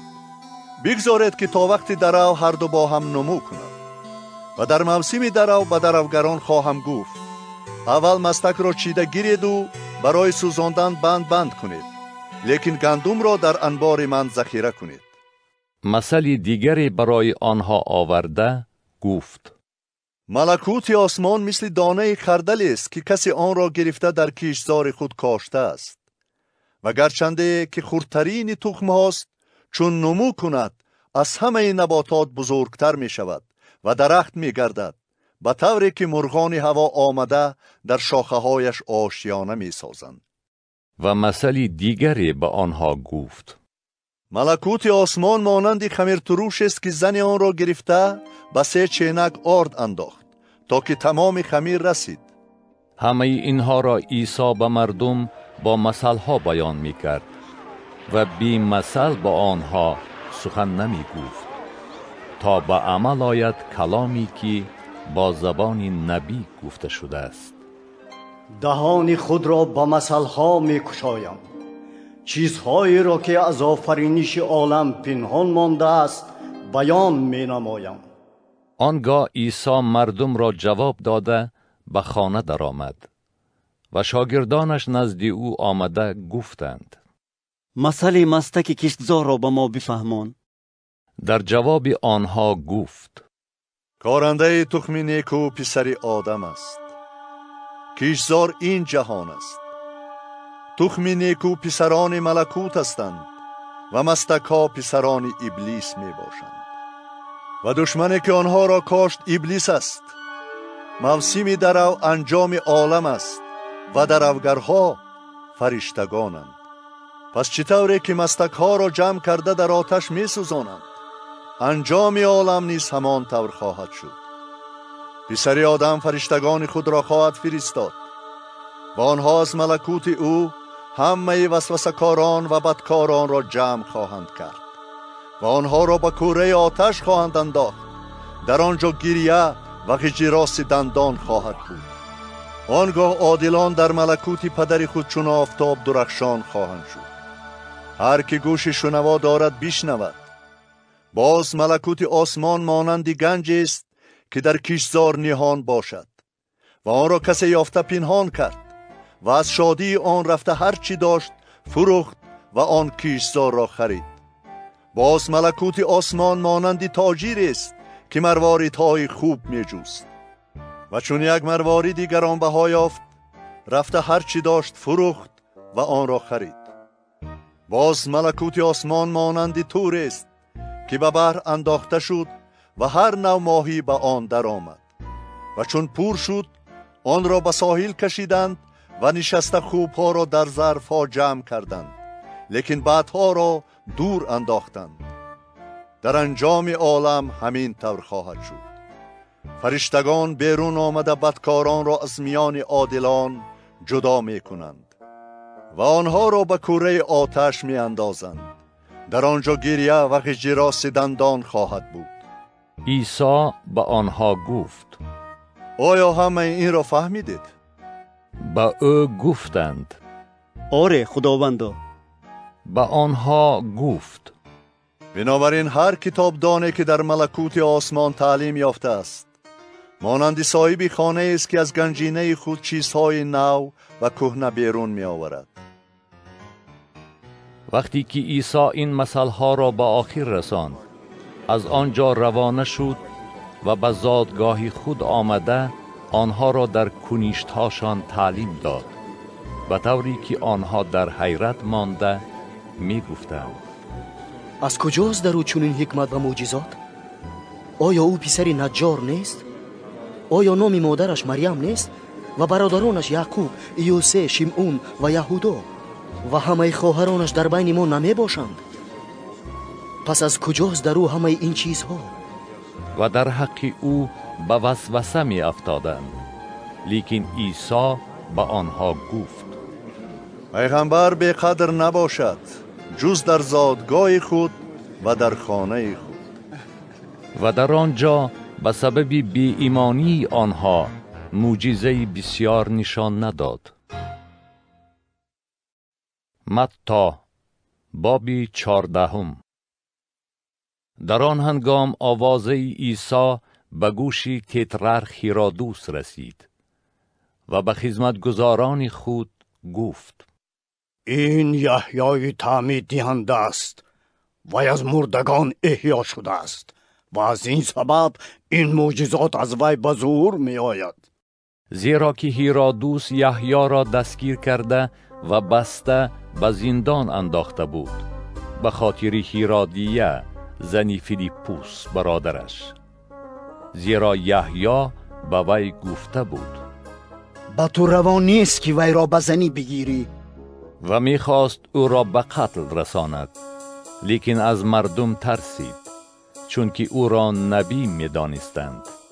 اما وقتی که هیرودوس روز تولد خود را جشن می‌گرفت، دختری هیرودیه در پیش اهل بزم رقصید و این به هیرودوس بسیار پسند افتاد. از این رو به وی قسم یاد کرده وعده داد که هر آنچه خواهد به وی می‌دهد. پس وی با تلقین مادر خود گفت: کله یحیای تعمید دهنده را در همین جا در طبق به من هدیه بکن. پادشاه غمگین شد، لیکن برای پاس سوگندش و به خاطر آنانی که همراهش نشسته بودند امر فرمود که داده شود و جلادی را فرستاد تا در زندان کله یحیی را از تنش جدا کند و کله او را در طبقی آورده به دختر دادند و آن را وی به مادر خود برد و شاگردانش آمده جسدی وی را برداشته بردند و گور کردند و رفته به عیسی خبر دادند.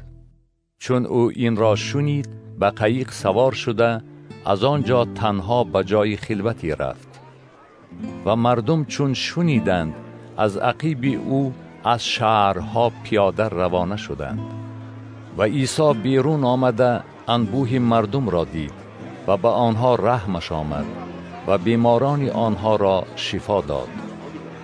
در وقت عصر شاگردانش نزد او آمده گفتند: اینجا جای خلوت است، وقت هم دیر شد.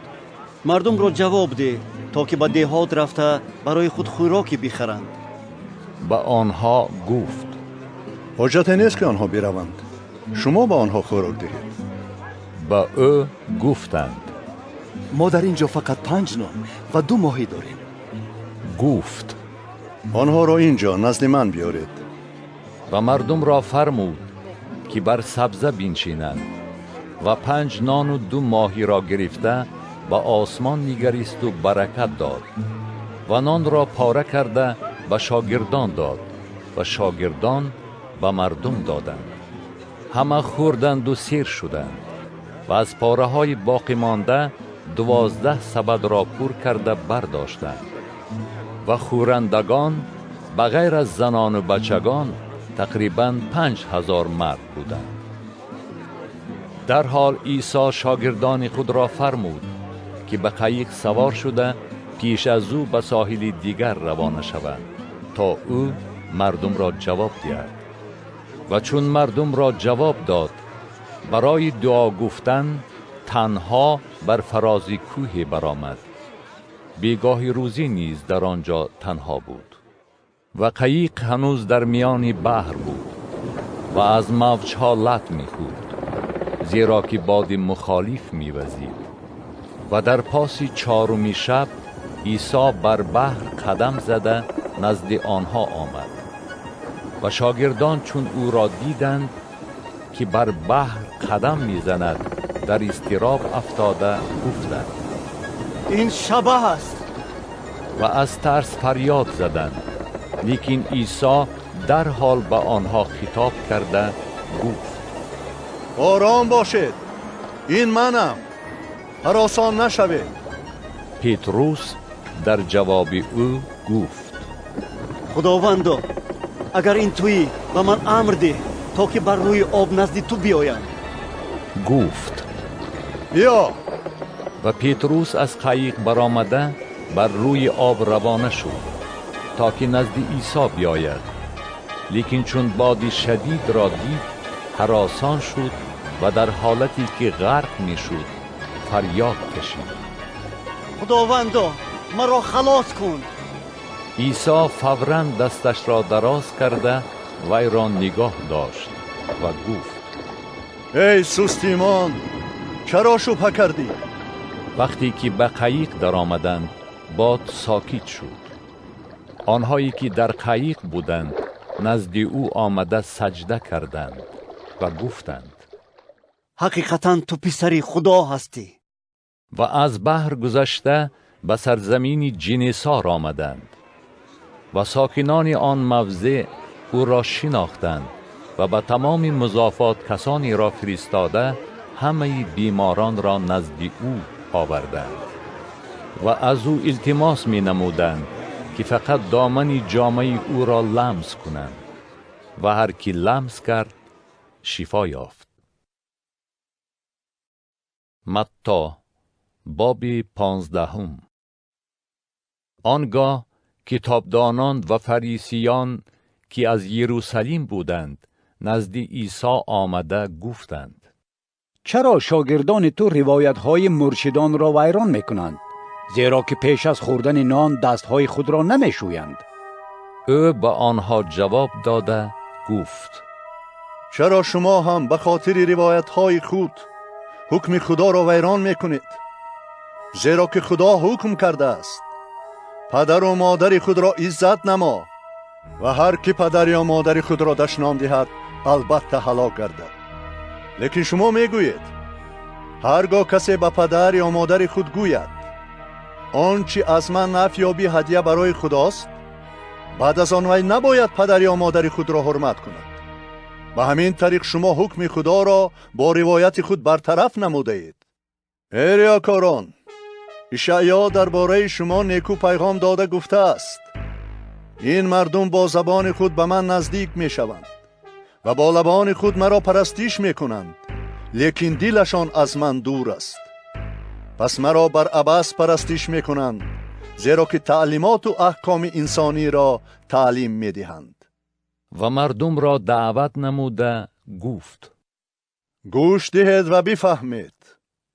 نه آنچه به دهان می دراید آدم را پلید می کند، بلکه آنچه از دهان می براید آدم را پلید می کند. آنگاه شاگردانش نزد او آمده گفتند: آیا میدانی که فریسیان این سخن را شنیده به وسوسه افتادند؟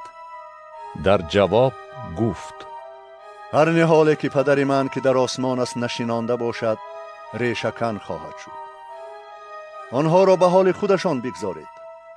آنها کورانی هستند که به کوران راهنمایی میکنند و هرگاه کوری به کوری دیگر راهنمایی کند هر دو در چاه خواهند افتاد. پتروس در جواب او گفت: این مثل را به ما فهمانده ده. عیسی گفت: آیا شما نیز تا هنوز بیفهم هستید؟ آیا هنوز درک نکردید که هر آنچه به دهان می دراید به شکم می رود و از آن خارج می شود؟ لیکن هر آنچه از دهان می براید از دل پیدا می شود و این چیزها آدم را پلید می کند. زیرا که از دل خیالات بد، قتل، زنا، فسق، دزدی، شهادت بر دروغ و کفر پیدا می شود. این چیزها آدم را پلید می کند. لیکن با دست ناشسته خوراک خوردن آدم را پلید نمی کند.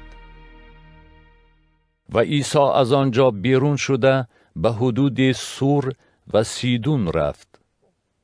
و اینک یک زنی کنعانی در آن حدود پیش آمده فریاد کنان به او گفت: خداوندا، پسری داوود، با من مرحمت کن، زیرا که دخترم سخت در چنگ دیو است. لیکن او به وی هیچ جواب نداد و شاگردانش نزد او آمده التماس کردند: وی را جواب ده، زیرا از عقب ما فریاد میزند. در جواب گفت: من فقط برای گوسفندان گم شده خاندان اسرائیل فرستاده شدم. لیکن زن آمده به او سجده کرد و گفت: خداوندا، با من مدد کن. در جواب گفت: نان بچگان را گرفته پیش سگان پرتافتن خوب نیست. زن گفت: آره خداوندا، لیکن سگان نیز نان ریزه های را که از سفره آقایانشان می افتد می خورند. عیسی در جواب وی گفت: ای زن، ایمان تو بزرگ است، پس آنچه خواستی برای تو بشود. و دختر وی همان ساعت شفا یافت. عیسی از آنجا حرکت کرده نزد بحر جلیل آمد و بر فراز کوه برآمده در آنجا نشست. و مردم بسیار نزد او با لنگان، کوران، گونگان، معیوبان و خیلی بیماران دیگر آمده آنها را پیش پایهای عیسی گذاشتند و او آنها را شفا داد، به طوری که مردم گونگان را گویا، معیوبان را سالم، لنگان را روان و کوران را بینا دیده در حیرت ماندند و خدای اسرائیل را حمد و ثنا خواندند. و عیسی شاگردان خود را پیش خوانده گفت: با این مردم دلم می سوزد، زیرا که 3 روز باز نزد من می باشند و برای خوردن چیزی ندارند. نمیخواهم آنها را گرسنه جواب دهم که مبادا در راه بیمدار شوند. شاگردانش در جواب او گفتند: از کجا در بیابان آنقدر نان یابیم که چنین انبوه را سیر کنیم؟ عیسی به آنها گفت: چند تا نان دارید؟ گفتند: 7 تا و اندک ماهی میده. پس جماعت را فرمود که بر زمین بنشینند و 7 نان و ماهیان را گرفته با اظهار شکرگزاری پاره کرد و به شاگردانش داد و شاگردان به مردم دادند و همه خورده سیر شدند و از پاره های باقی مانده 7 سبد را پر کرده برداشتند. خورندگان غیر از زنان و کودکان 4000 مرد بودند. پس او مردم را جواب داده به قایق سوار شد و به حدود مجدل آمد. متی باب 16. فریسیان و صدوقیان آمدند و او را آزموده خواهش کردند که علامتی آسمانی به آنها نشان دهد. در جواب آنها گفت: شامگاهان شما میگویید هوا خوب خواهد شد چون که آسمان سرخ است. بامدادان میگویید امروز هوا بد خواهد شد چون که آسمان ارغوانی و گرفته می باشد. ای ریاکاران، قیافه آسمان را فرق کرده می توانید و علامات زمانها را نمی توانید؟ نسل شریر و زناکار علامتی می طلبد و به وی جز علامت یونس نبی داده نخواهد شد. و آنها را ترک کرده روانه شد. و چون شاگردان به ساحل دیگر عبور کردند، نان گرفتن را فراموش کرده بودند. عیسی به آنها گفت: با خبر باشید، از خمیرتروش فریسیان و صدوقیان حذر کنید. آنها در دل خود اندیشیده می گفتند: این از آن سبب است که نان نگرفته ایم. عیسی این را دریافته به آنها گفت: ای سستیمان ها، چرا در دل خود اندیشه می کنید که نان نگرفته اید؟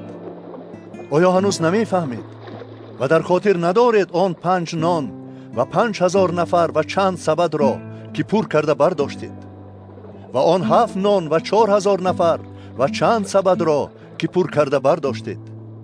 چرا نمی فهمید که نه در باره نان به شما گفتم که از خمیر تروش فریسیان و صدوقیان حذر کنید؟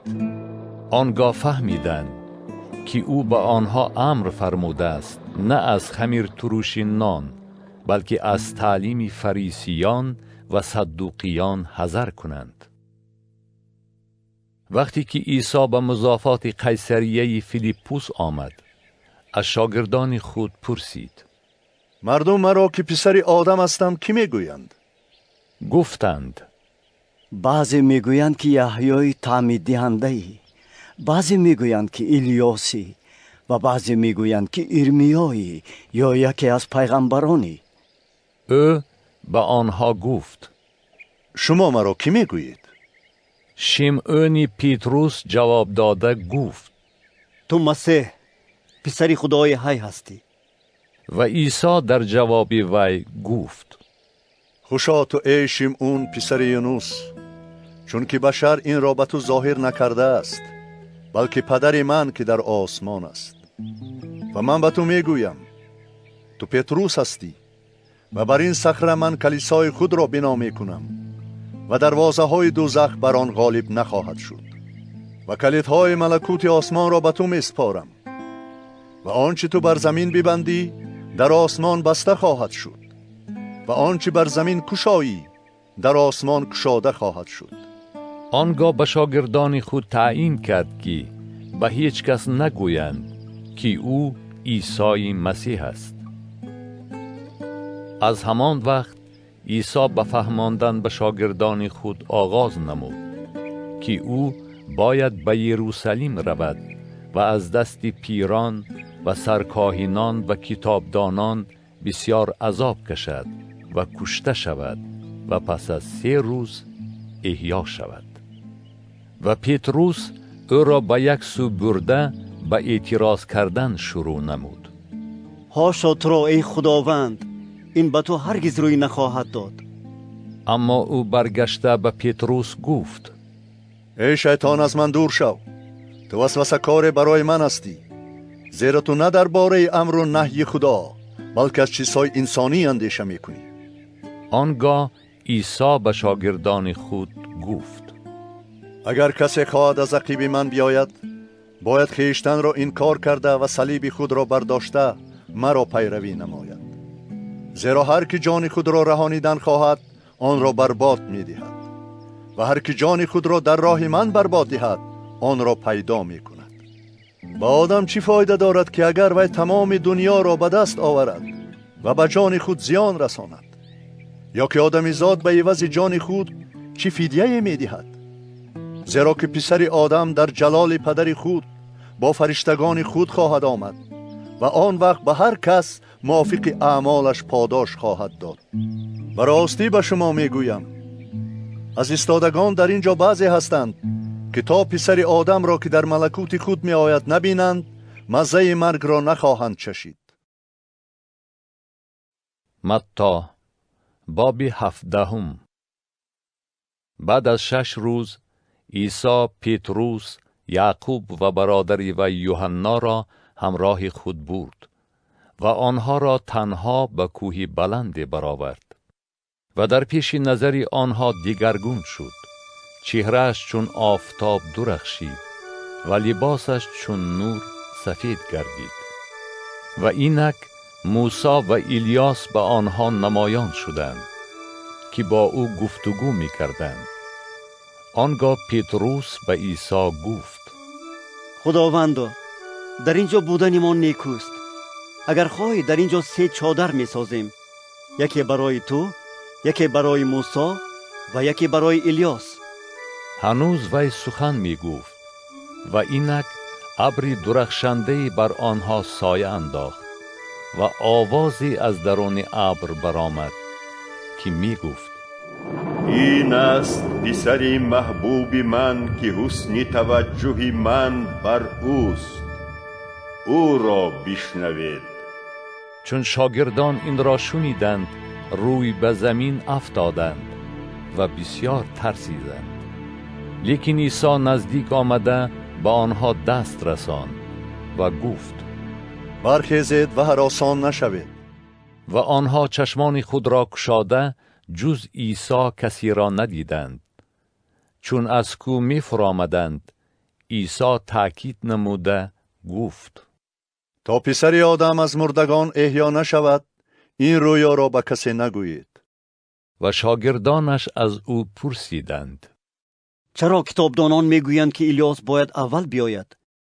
عیسی در جواب آنها گفت: درست است که الیاس باید اول بیاید و همه چیز را ساز کند.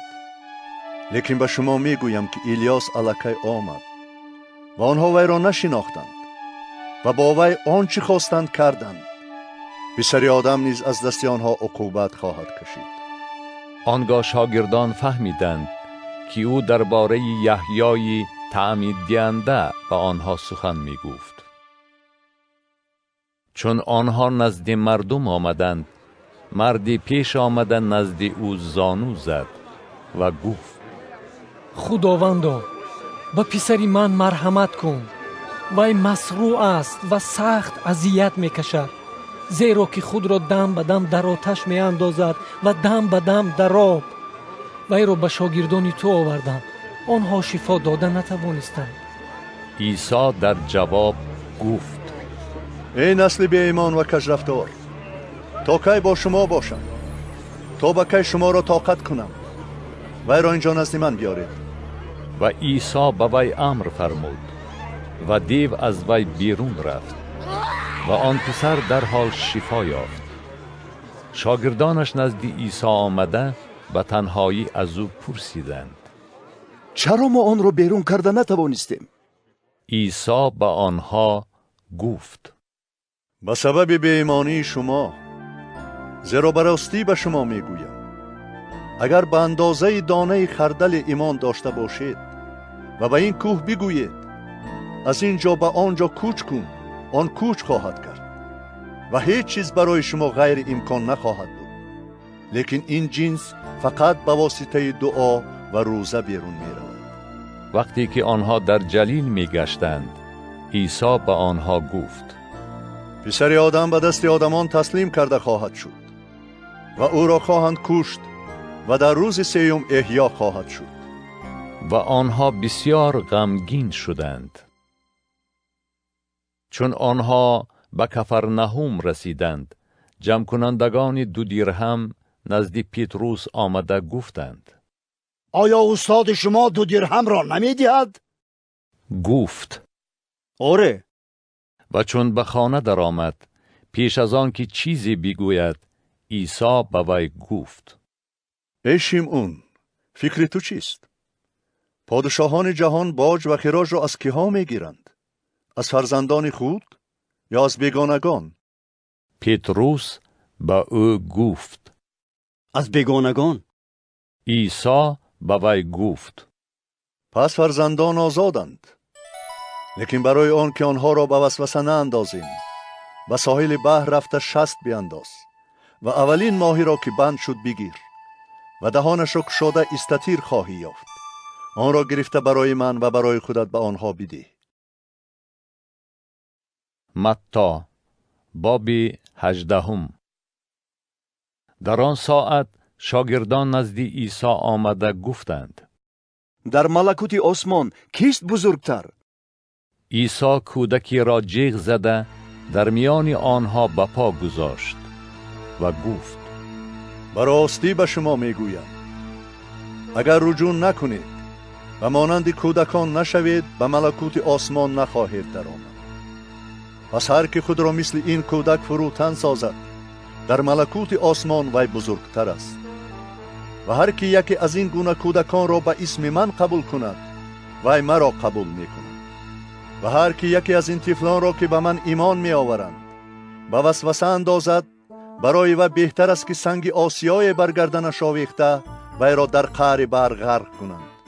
وای بر حال جهان به سبب وسوسه ها، زیرا که وقوع وسوسه ها ناگزیر است. لیکن وای بر حال کسی که سبب وسوسه ها گردد. پس اگر دستت یا پایت را به وسوسه اندازد، آن را بریده از خود دور انداز.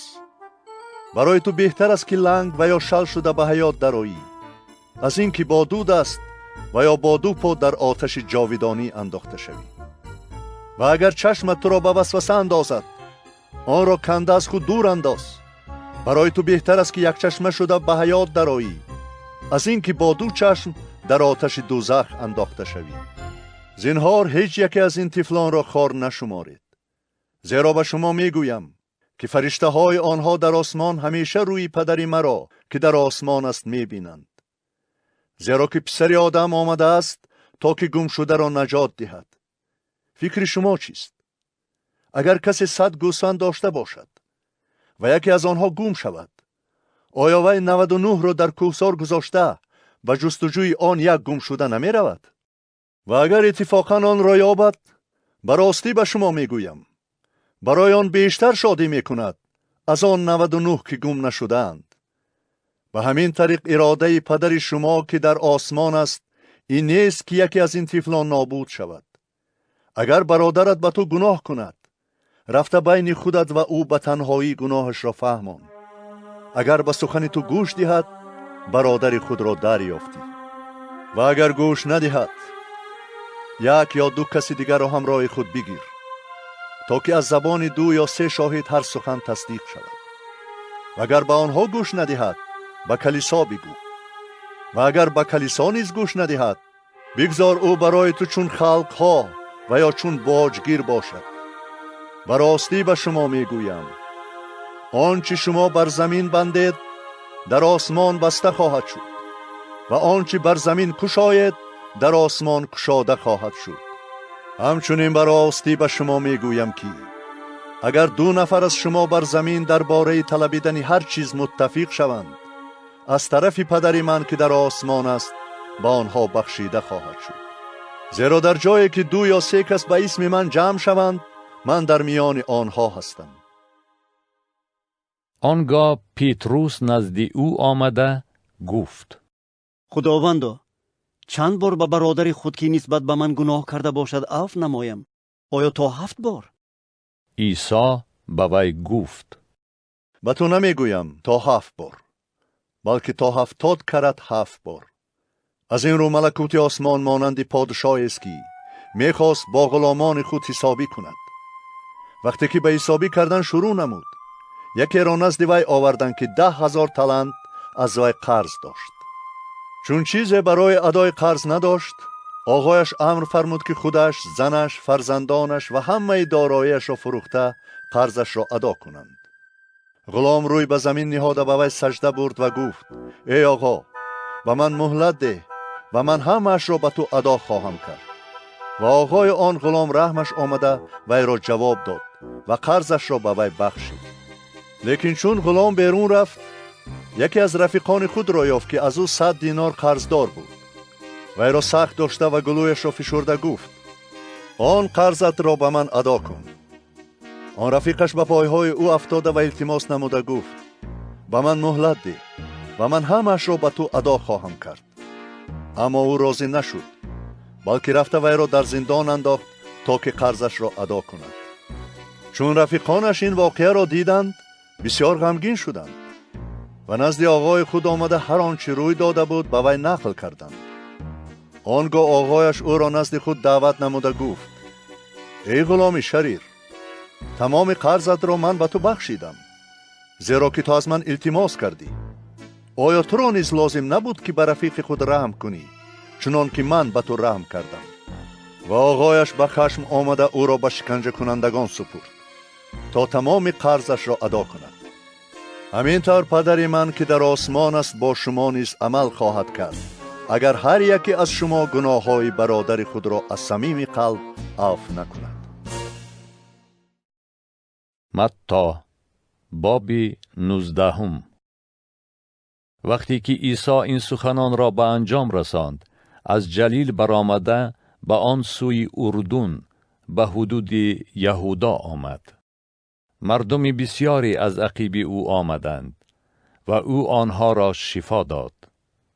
و فریسیان نزدیک آمده و او را آزمودنی شده گفتند: آیا جایز است که مرد زن خود را با هر سبب طلاق دهد؟ در جواب آنها گفت: آیا نخوانده اید که آفریدگار در ابتدا آنها را مرد و زن آفرید و گفت: از این سبب مرد پدر و مادر خود را ترک کرده با زن خود می پیوندد و هر دو یک تن می شوند، به طوری که آنها اکنون 2 تن نه بلکه 1 تن می باشند. پس آنچه را که خدا به هم پیوسته است آدم نباید جدا کند. با او گفتند: پس چرا موسی امر فرموده است که مرد طلاقنامه داده از زن جدا شود؟ با آنها گفت: به سبب دلسختی شما موسی به شما اجازت داده است که زنان خود را طلاق دهید، لیکن در ابتدا چنین نبود. اما من به شما میگویم هر که زن خود را بجز سبب زنا طلاق دهد و دیگری را نکاح کند زنا کرده باشد، و هر که زن طلاق شده را گیرد زنا کرده باشد. شاگردانش به او گفتند: اگر احوال مرد با زنش چنین باشد، زن نگرفتن بهتر است.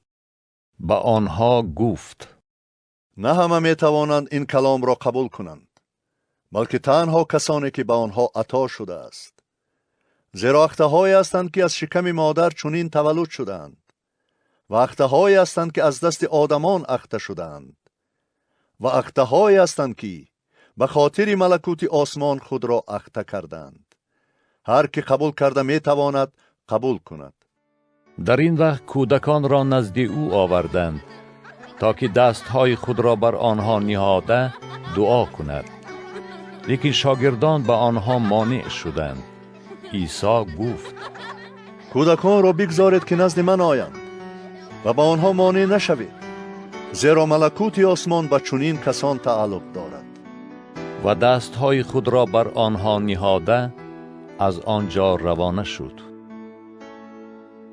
و اینک یکی نزد او آمده گفت: ای استاد نیکو، چی کاری نیکنم تا که حیات جاویدانی یابم؟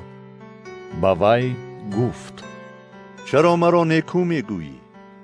هیچ کس نیکو نیست جز خدای یگانه. لیکن اگر میخواهی داخل حیات شوی، احکام را نگاه دار. با او گفت: کدام احکام را؟ عیسی گفت: قتل نکن، زنا نکن، دزدی نکن، شهادت بر دروغ نده، پدر و مادرت را عزت نما و یار خود را مثل خود دوست بدار. جوان با او گفت: همه این را من از کودکی نگاه داشتم، دیگر چی کم بودی دارم؟ عیسی با وی گفت: اگر خواهی کامل شوی، رفته هر آنچه داری بفروش و به مسکینان بده و در آسمان گنج خواهی یافت و آمده مرا پیروی کن. چون جوان این سخن را شنید، غمگین شده رفت، چون که مال و ملک بسیار داشت. و عیسی به شاگردان خود گفت: به راستی به شما میگویم که به ملکوت آسمان در آمدن ثروتدار دشوار است. و باز به شما میگویم از سوراخ سوزن گذشتن شتر آسانتر است از آن که ثروتدار به ملکوت خدا داخل شود. چون شاگردان این را شنیدند، به غایت در حیرت شده گفتند: پس کی میتواند نجات یابد؟ عیسی به آنها نگاه کرده گفت: با آدمی زاد این غیر امکان است، لیکن به خدا همه چیز امکان پذیر است. آنگاه پتروس در جواب او گفت: اینک ما همه چیز را ترک کرده تو را پیروی نموده ایم. پاداش ما چی خواهد بود؟ عیسی به آنها گفت: به راستی به شما میگویم شما که مرا پیروی نموده اید، در عمر دوباره وقتی که پسر آدم بر تخت جلال خود بنشیند، شما نیز بر 12 تخت نشسته بر 12 سبط اسرائیل داوری خواهید کرد.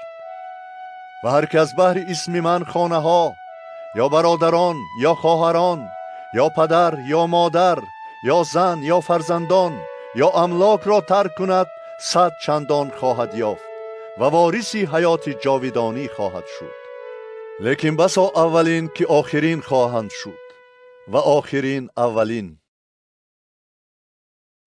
متی باب 20.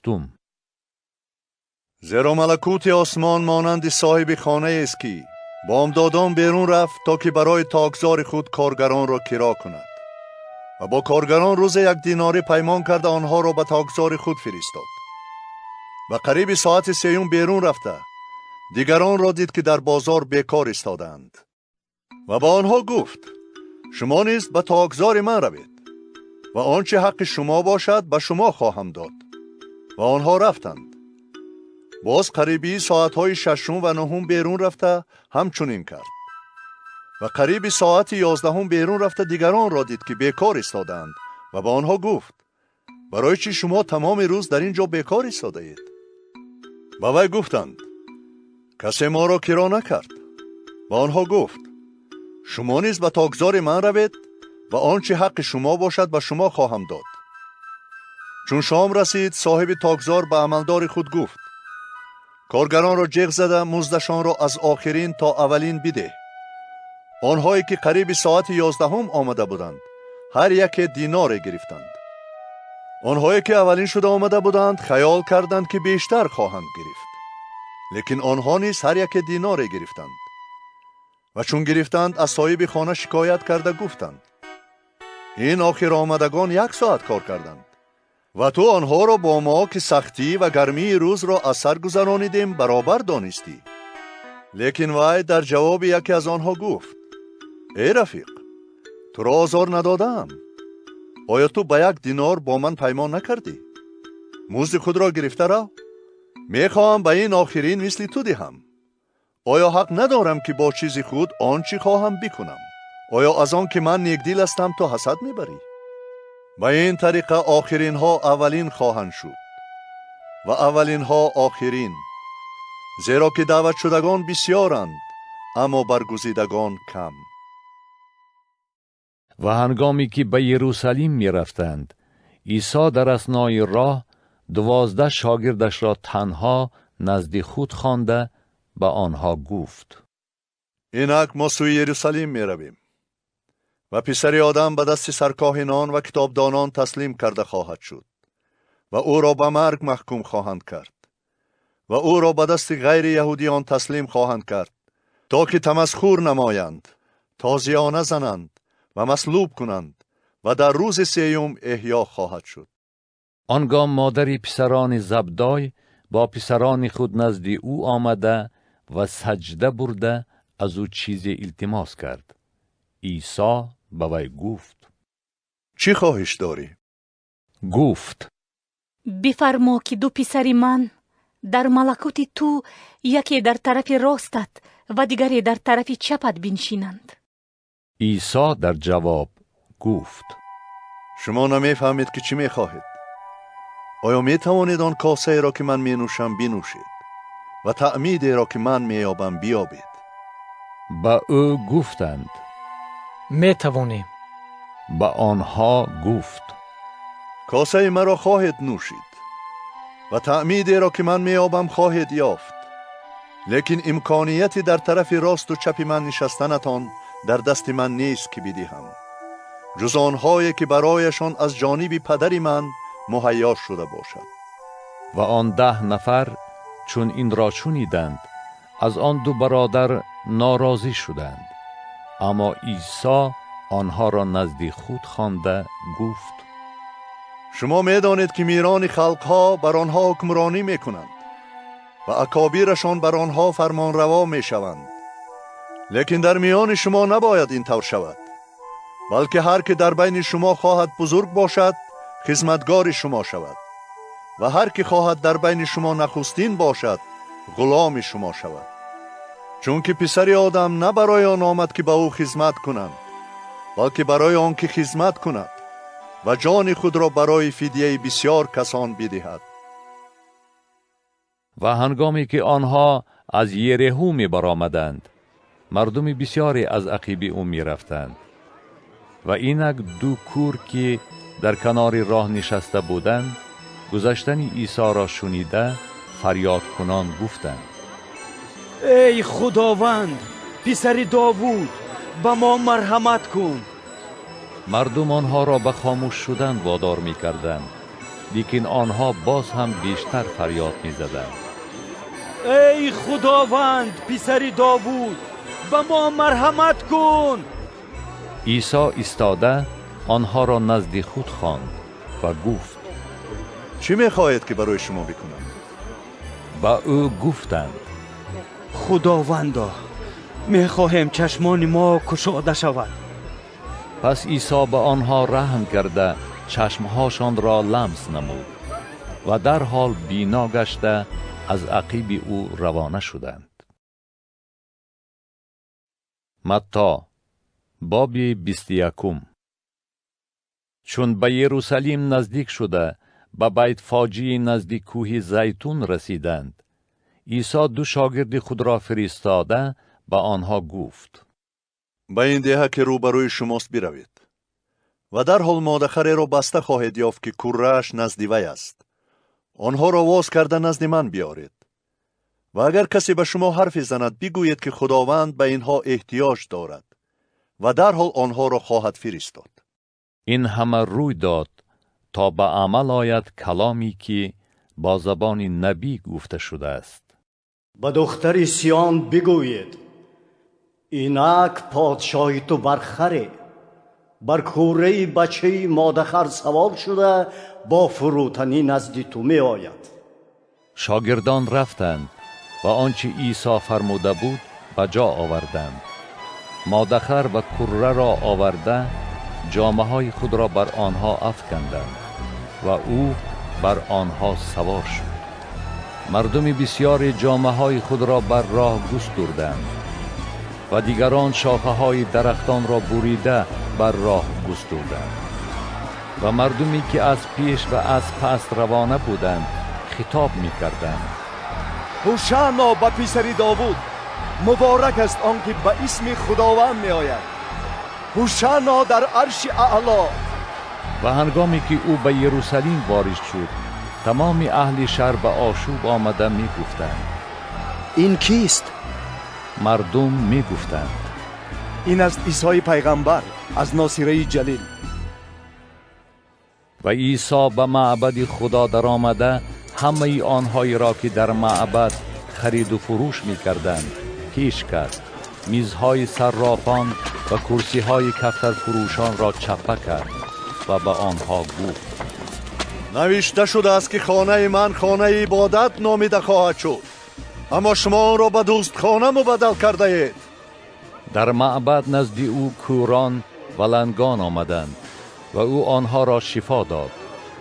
چون سرکاهنان و کتابدانان دیدند که او معجزه ها را به عمل آورد و کودکان در معبد هوشعنا به پسری داوود گویان خطاب می کردند، خشمگین شدند و به او گفتند: آیا تو میشنوی که آنها چی میگویند؟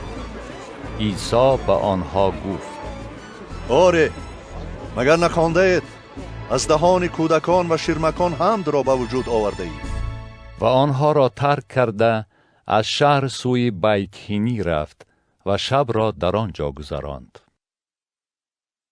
بامدادان وقتی که به شهر برمیگشت گرسنه ماند. در سری را درختی انجیری دیده نزد آن رفت و جز برگ ها چیزی بر آن نیافته به آن گفت: پس از این تا ابد میوه از تو نروید. و همان دم درخت انجیر خشک شد. شاگردان این را دیده در تعجب ماندند و گفتند: چگونه این درخت انجیر در رو خشک شد؟ عیسی در جواب آنها گفت: به راستی به شما میگویم، اگر ایمان داشته باشید و شبهه نکنید، نه تنها آن را که به درخت انجیر روی داد به عمل خواهید آورد، بلکه اگر به این کوه گویید که برخاسته خود را در بحر افکن، چنین خواهد شد. و هر آنچه در دعا با ایمان طلب کنید خواهید یافت. و هنگامی که به معبد آمده تعلیم میداد، سرکاهنان و پیران قوم نزد او آمده گفتند: با کدام قدرت این کارها را میکنی و کیست که این قدرت را به تو داده است؟ عیسی در جواب آنها گفت: من هم از شما چیزی میپرسم. اگر شما آن را به من گویید، من هم به شما خواهم گفت که با کدام قدرت این کارها را میکنم. تعمید یحیی از کجا بود؟ از آسمان یا از انسان؟ اما آنها در دل خود اندیشه می کردند: اگر گوییم که از آسمان بود، او بگوید پس چرا به وی ایمان نآوردید؟ و اگر گوییم که از انسان بود، از مردم می ترسیم، زیرا که همه یحیی را نبی می دانند. و در جواب عیسی گفتند: نمیدانیم.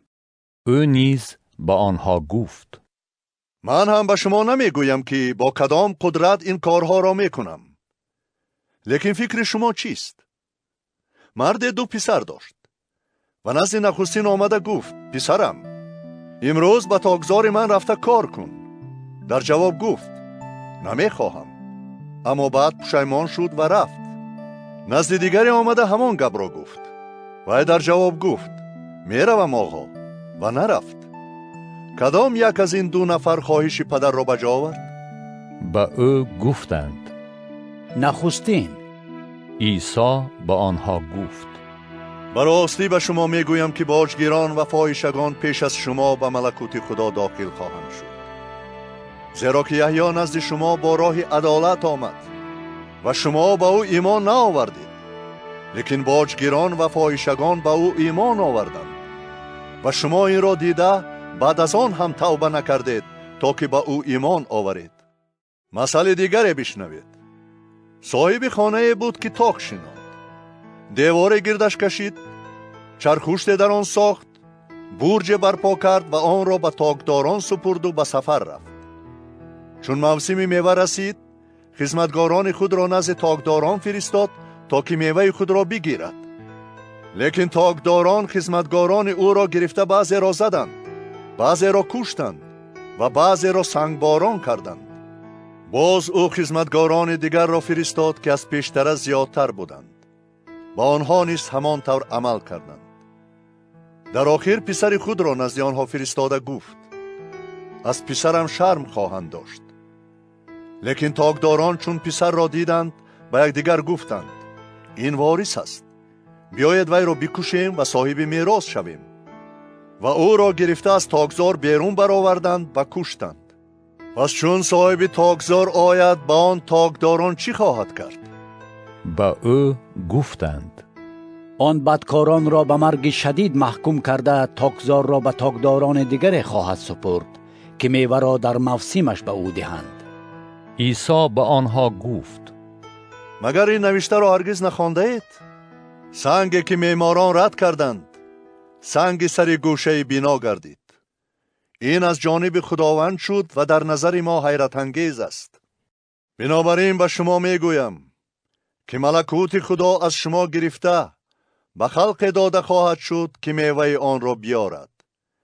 و هر که بر این سنگ افتد پاره پاره شود، و اگر آن بر کسی افتد وی را مجخ کند.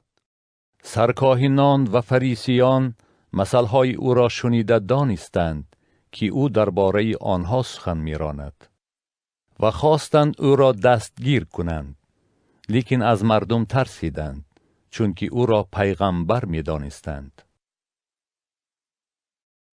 متی باب 22. و عیسی سخنش را با مثلها دوام داده به آنها گفت: ملکوت آسمان مانند پادشاهی است که برای پسر خود توی عروسی برپا کرد و غلامان خود را فرستاد تا که دعوت شدگان را به توی عروسی بخوانند، لیکن آنها نخواستند بیایند.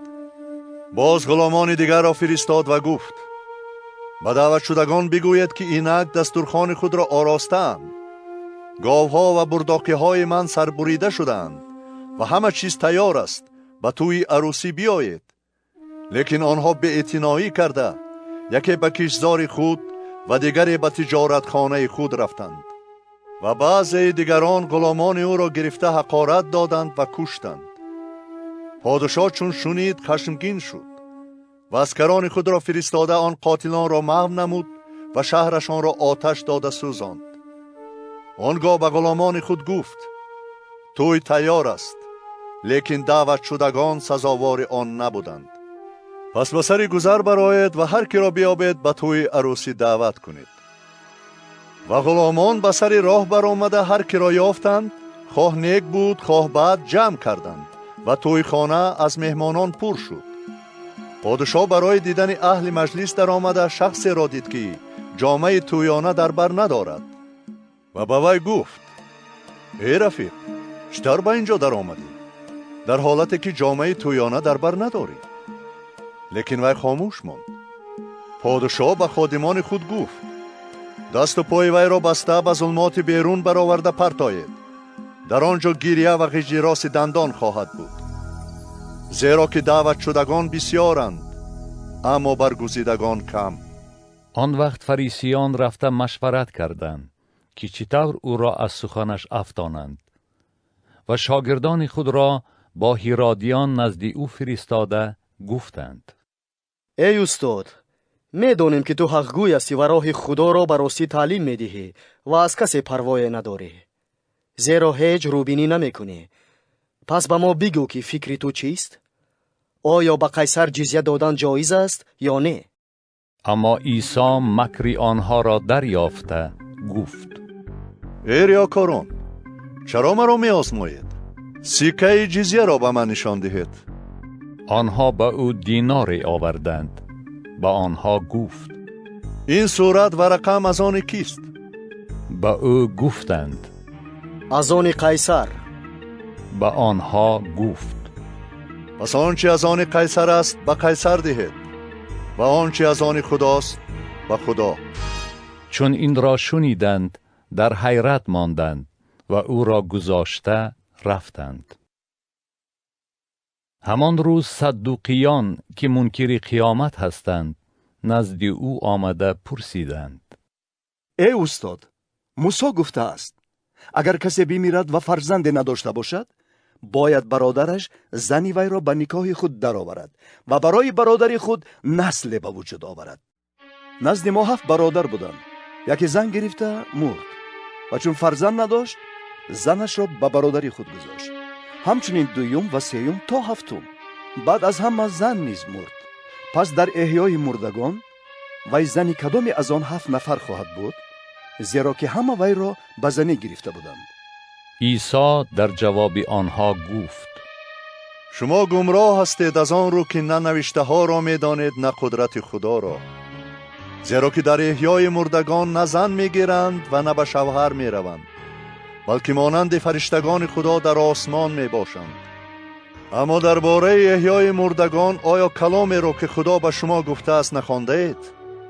منم خدای ابراهیم و خدای اسحاق و خدای یعقوب. خدا نه خدای مردگان است، بلکه خدای زندگان. و مردم شنیده از تعلیم او در حیرت ماندند.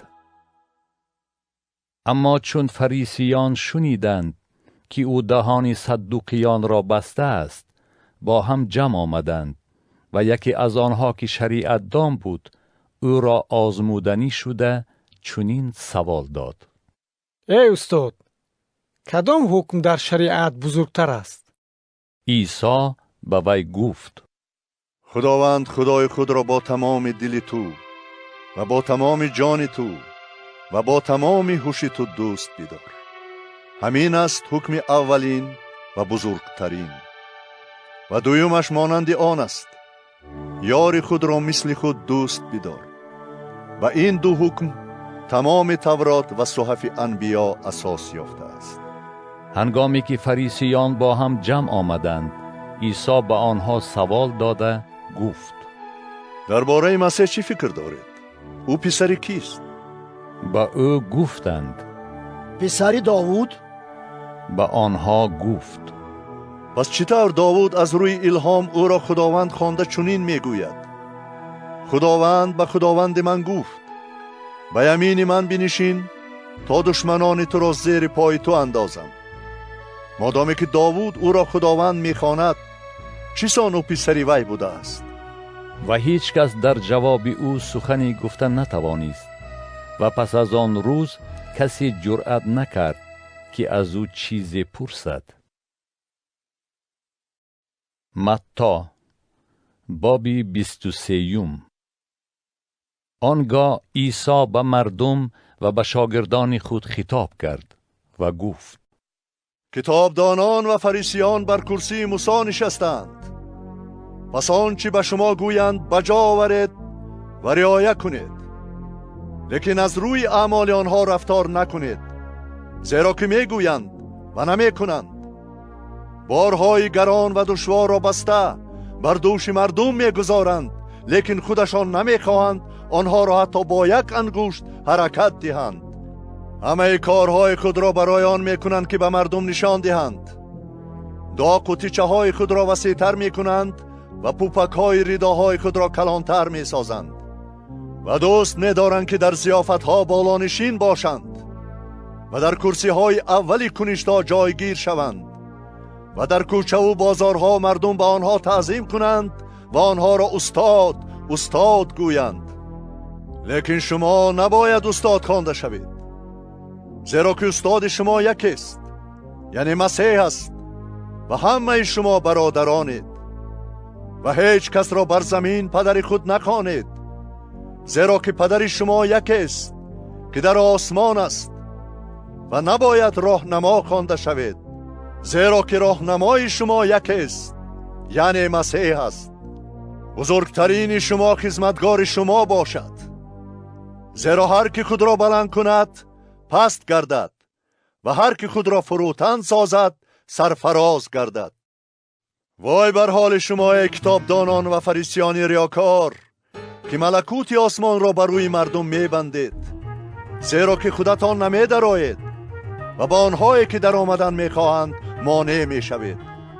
وای بر حال شما کتابدانان و فریسیان ریاکار که خانه های بیوزنان را فرو میبرید و دعا را ریاکارانه طول میدهید و این سبب سخت‌تر محکوم خواهید شد. وای بر حال شما کتابدانان و فریسیان ریاکار که بحر و خشکی را دور میزنید تا یکی را به دین خود گردانید و هنگامی که این به شما میسر شود و را 2 برابر از خودتان زیادتر پسر دوزخ میسازید. وای بر حال شما ای پیشوایان کور که میگویید هر کی به معبد قسم خورد هیچ گپ نه، لیکن هر کی به طلای معبد قسم خورد عهده‌دار خواهد بود. ای ابلهان و کوران، کدامش افضل است، طلا یا معبد که طلا را تقدیس میکند؟ همچنین میگویید هر کی به قربانگاه قسم خورد هیچ گپ نه، لیکن هر کی به قربانی که بر آن از قسم خورد عهده‌دار خواهد بود. ای ابلهان و کوران، کدامش افضل است، قربانی یا قربانگاه که قربانی را تقدیس میکند؟ پس هر کی به قربانگاه قسم خورد به آن و به هر چی بر آن است قسم خورده باشد، و هر کی به معبد قسم خورد به آن و به او که ساکن آن است قسم خورده باشد، و هر کی به آسمان قسم خورد به تخت خدا و به او که بر آن نشسته است قسم خورده باشد. وای بر حال شما ای کتابدانان و فریسیان ریاکار که از نعنا بادیان و زیره عشر میدهید، لیکن بزرگترین احکام شریعت یعنی داوری، مرحمت و ایمان را ترک کرده اید. میبایست آنها را به جا آورده اینها را نیز ترک نمی کردید. ای پیشوایان کور که پشه را صافی کرده شتر را فرو میبرید. وای بر حال شما ای کتابدانان و فریسیان ریاکار که بیرون پیاله و طبق را تازه میکنید در صورتی که درونی آنها از دزدی و افراطکاری پر است. ای فریسی کور، اول درونی پیاله و طبق را تازه کن تا که بیرونی آن نیز تازه باشد. وای بر حال شما ای کتابدانان و فریسیان ریاکار که به قبرهای سفید کرده شده مانند می باشید که از بیرون زیبا می نمایند، لیکن درونشان از استخوان‌های مردگان و هر خیل نجاست پر است. همچنین شما نیز به ظاهر به نظر مردم عادل می نمایید، لیکن در باطن از ریاکاری و شرارت پر هستید. وای بر حال شما ای کتابدانان و فریسیان ریاکار که مقبره های انبیا را بنا می کنید و بناهای یادگاری عادلان را زینت می دهید و می گویید اگر در زمان پدران خود می بودیم در ریختن خون انبیا با آنها شریک نمی شدیم. و همین طریق خودتان بر ضد خود شهادت می دهید که فرزندان قاتلان انبیا هستید. پس شما هم ظرف پدران خود را لبریز کنید. ای ماران و افعیزادگان، از محکومیت دوزخ چطور گریخته می توانید؟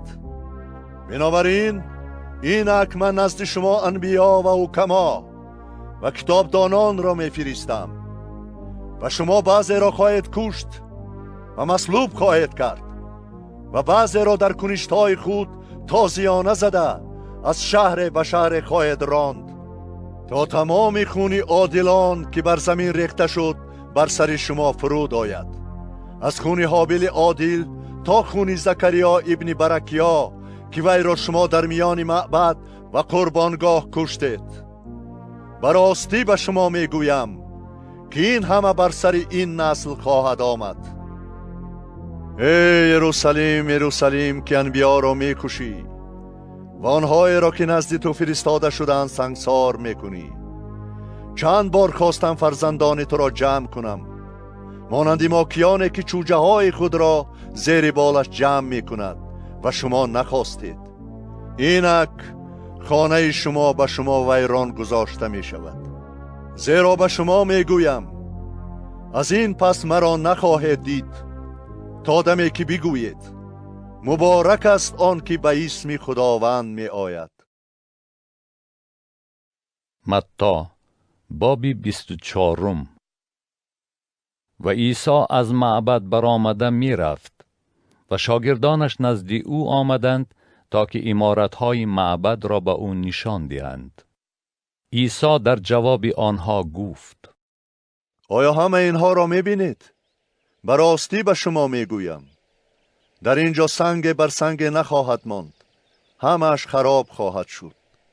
وقتی که او بر کوه زیتون نشسته بود، شاگردانش به تنهایی نزد او آمده پرسیدند: ما را آگاه کن که این کی واقع می شود و علامت آمدن تو و آخر زمان چگونه است؟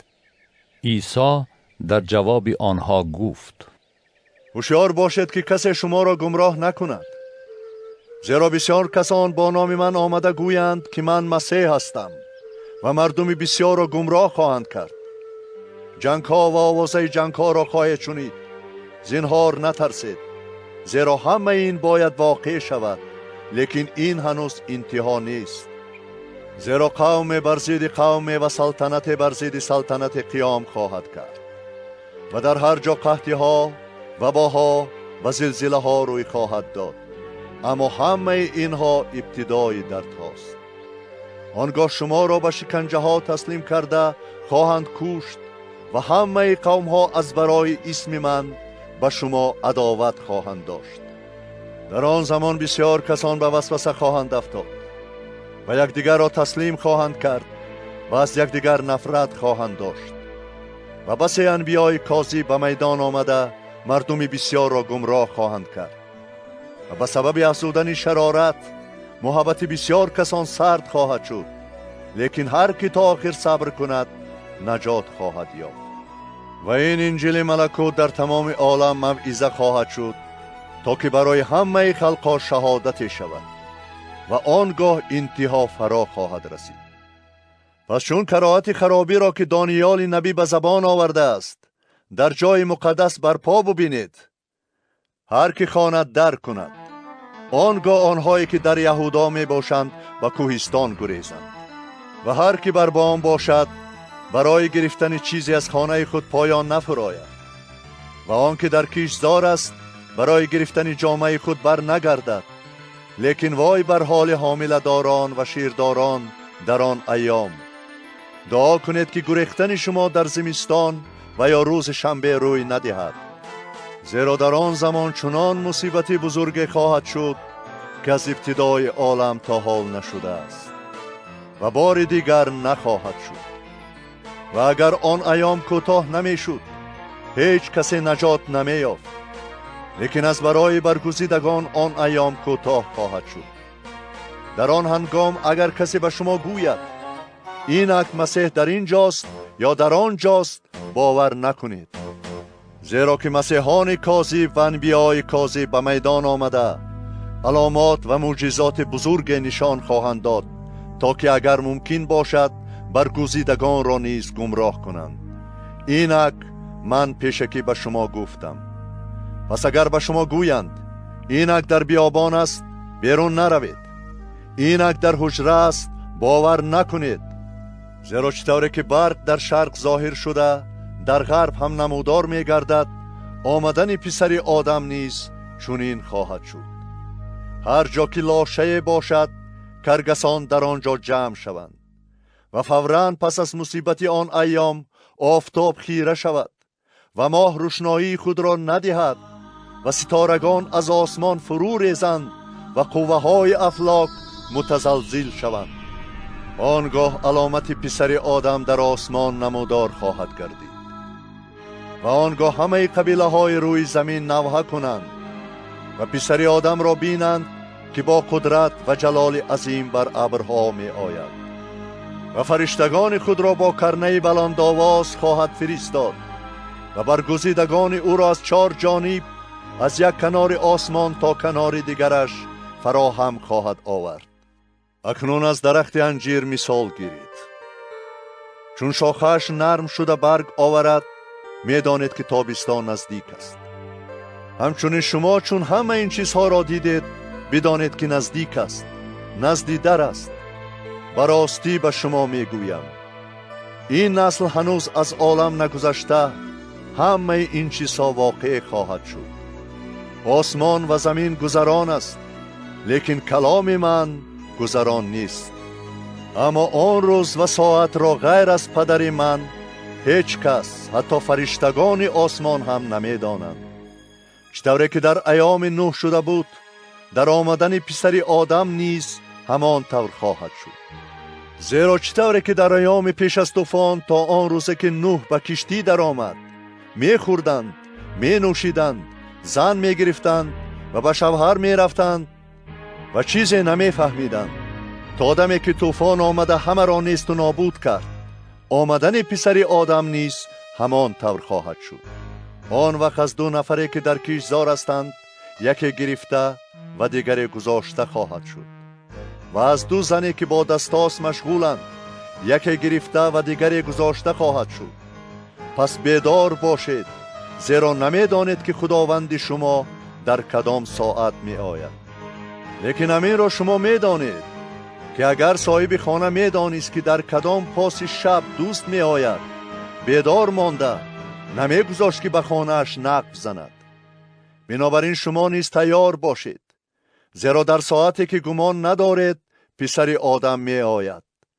پس آن غلام معتمد و دانا کیست که آقایش وی را بر خدمتگاران خود تعیین کرده باشد تا که به آنها در سری وقت خوراک دهد؟ خوش آن غلامی که آقایش آمده وی را مشغول همین کار یابد. براستی به شما می گویم که وی را بر تمام دارایی خود تعیین خواهد کرد. لیکن اگر آن غلام بدکردار باشد و در دل خود گوید که آقای من به زودی نمی آید و به زدن غلامان دیگر شروع کند و با بدمستان به خوردن و نوشیدن مشغول شود، آقای آن غلام در روزی که وی منتظر نیست و در ساعتی که گمان ندارد خواهد آمد و او را دو پاره کرده قسمتش را با ریاکاران برابر خواهد کرد. در آنجا گریه و قیچیراس دندان خواهد بود. متی بابی 25. در آن زمان ملکوت آسمان مانند 10 باکیره خواهد بود که چراغ‌های خود را برداشته به پیشواز داماد بیرون رفتند. از آنها 5 نفر دانا و 5 نفر نادان بودند.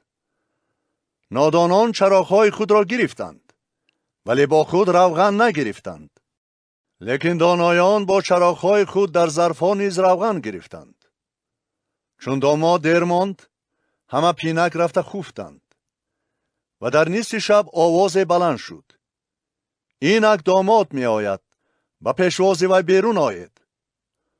آنگاه همه باکیره ها برخاسته چراغ‌های خود را تیار کردند و نادانان به دانایان گفتند: از روغن خود به ما دهید، زیرا چراغ‌های ما خاموش می شود.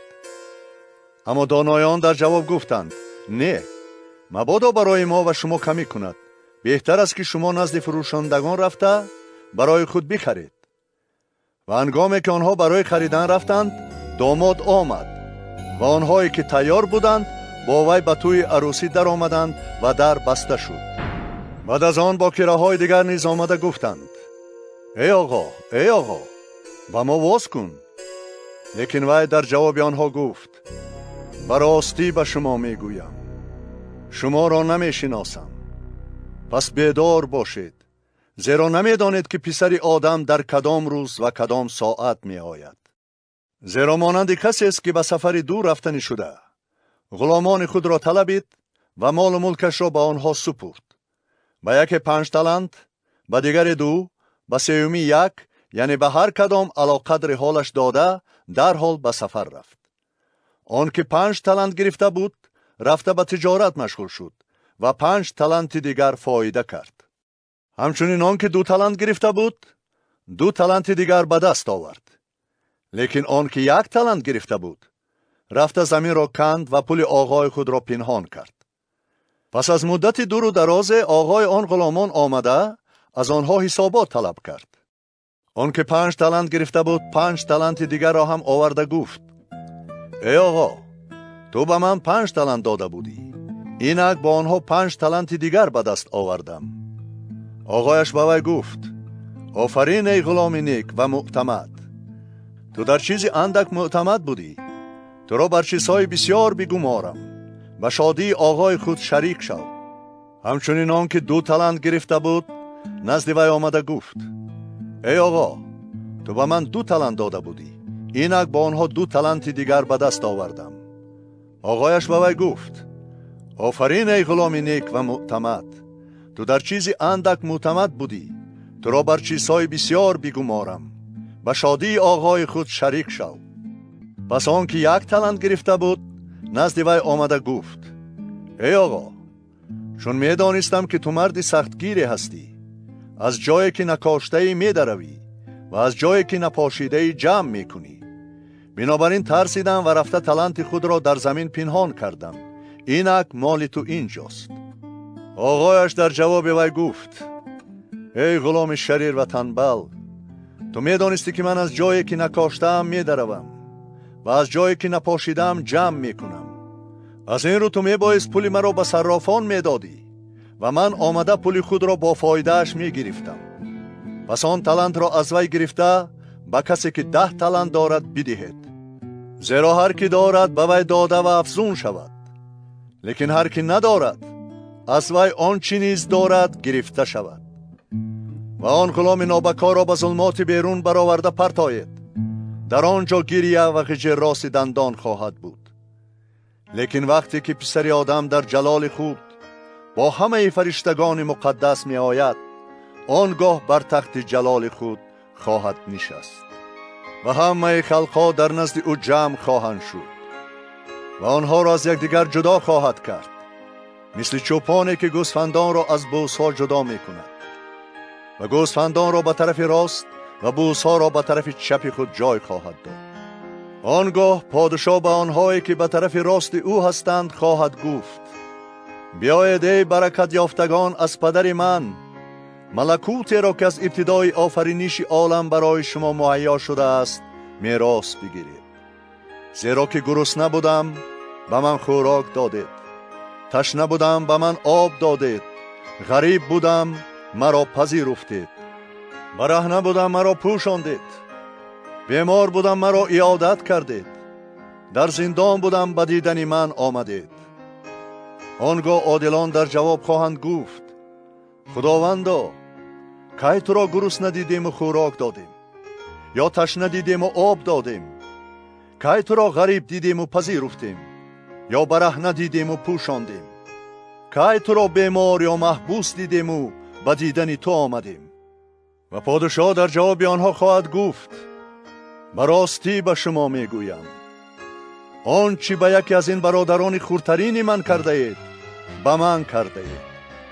آنگاه به آنهایی که به طرف چپ او هستند خواهد گفت ای ملعونان، از من دور شوید و با آتش جاودانه‌ای که برای ابلیس و فرشتگان وی مهیا شده است بروید.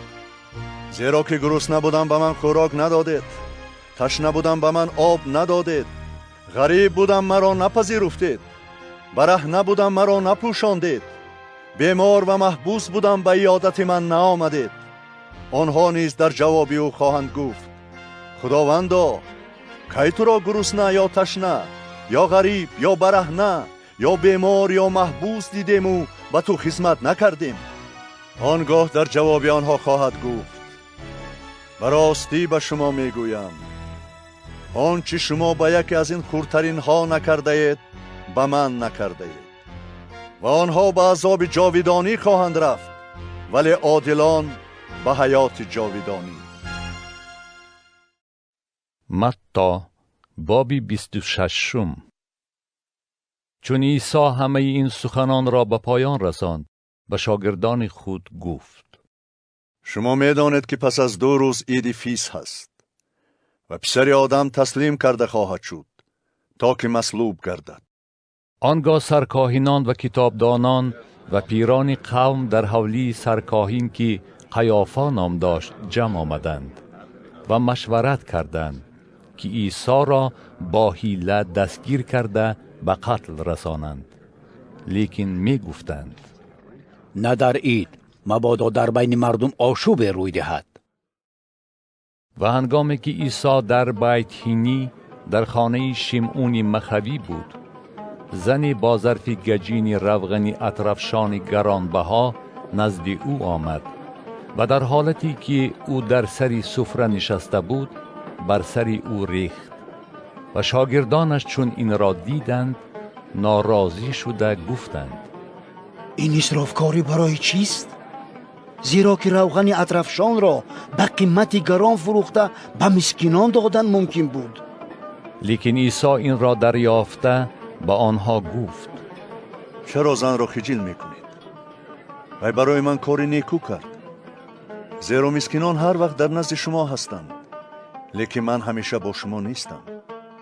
و این روغن اطرفشان را بر بدن من ریخته مرا برای دفن تیار کرد. و راستی به شما میگویم در تمام جهان هر جا که انجیل موعظه شود کار وی نیز برای یادآوری وی ذکر خواهد یافت. آنگاه یکی از آن 12 که یهودای اسقریوت نام داشت پیش سرکاهنان رفت و گفت با من چی خواهید داد تا که او را به شما تسلیم کنم؟ آنها به وی 30 سکه نقره تکلیف کردند و از آن دم وی فرصت می جست که او را تسلیم کند. در روز اولی عید فطیر شاگردان نزد عیسی آمده گفتند کجا میخواهی فسح را برای خوردن تو تیار کنیم؟ گفت به شهر نزد فلانی بروید و بگویید استاد میگوید وقتی من نزدیک است و فسح را با شاگردان خود در خانه تو میگذرانم. و شاگردان آنچه عیسی فرموده بود به جا آوردند و فسح را آماده کردند. بیگاهی روز او با آن 12 در سری سفره نشست و هنگامی که طعام می‌خوردند گفت به راستی به شما میگویم که یکی از شمایان مرا تسلیم خواهد کرد. آنها بسیار غمگین شدند و پسی هم دیگر به او میگفتند خداوندا آیا آن منم؟ او در جواب گفت آن که با من دست در طبق می اندازد همان کس مرا تسلیم خواهد کرد. اگرچه پسر آدم آنچنان که درباره او نوشته شده است می رود، لیکن وای بر حال آن کسی که پسر آدم به واسطه وی تسلیم کرده شود. برای وی بهتر می بود که تولد نمی یافت. در جواب یهودا که تسلیم کننده او بود گفت ای استادم آیا آن منم؟ با وی گفت تو گفتی. و هنگامی که آنها طعام می‌خوردند عیسی نان را گرفته برکت داد و پاره کرده به شاگردان داد و گفت بگیرید و بخورید که این بدن من است.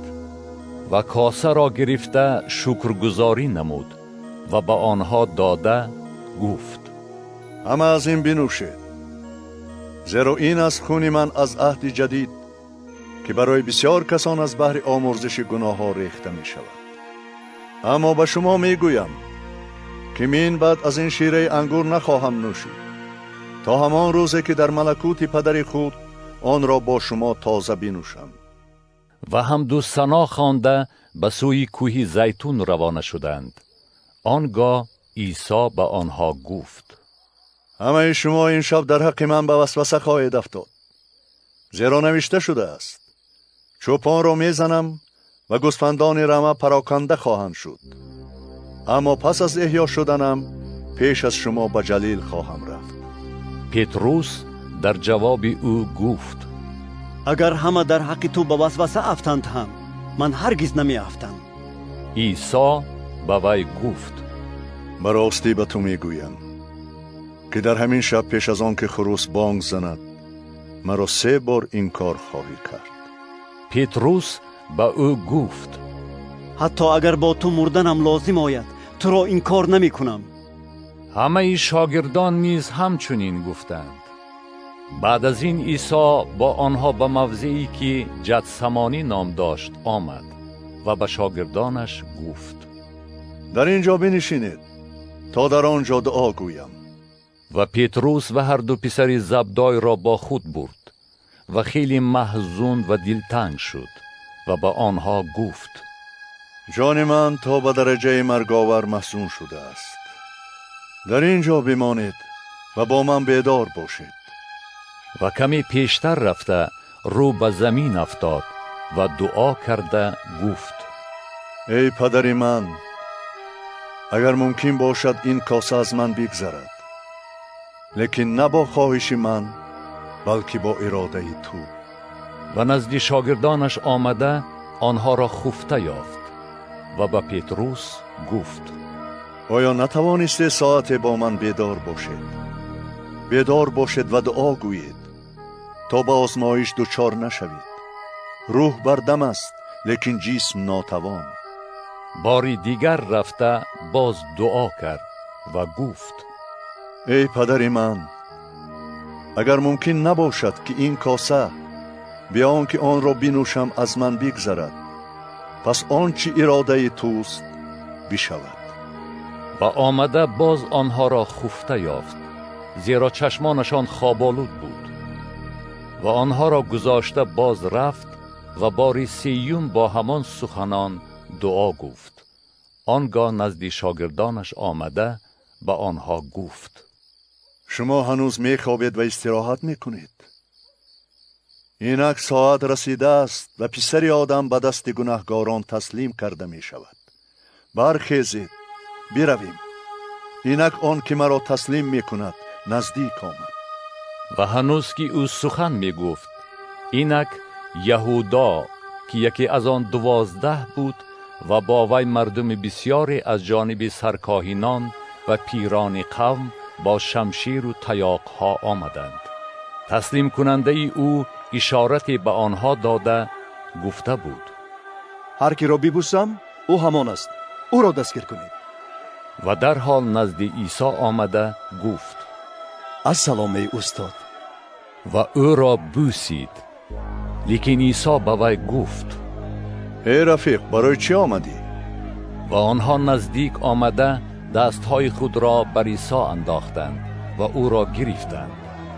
و ناگاه یکی از همراهان عیسی دست آورده شمشیر خود را از غلاف کشید و به غلام سرکاهن زده گوش وی را بریده پرداخت. عیسی به وی گفت: شمشیر خود را غلاف کن، زیرا هر که شمشیر کشد به شمشیر کشته شود. یا گمان میکنی که الحال نمیتوانم از پدر خود خواهش نمایم که برای من زیاده از 12 فوج فرشتگان را روان کند؟ لیکن در آن صورت نوشته ها چگونه به عمل می آید که همین طور باید بشود. در همان ساعت عیسی به مردم گفت: گویا بر ضد راهزن شما با شمشیر و تیاقا بیرون آمده اید تا مرا دستگیر کنید. هر روز من نزد شما در معبد نشسته تعلیم می دادم و شما مرا دستگیر نکردید. لیکن این همه شد تا که نوشته های انبیا به عمل آید. آنگاه همه شاگردان او را واگذاشته گریختند.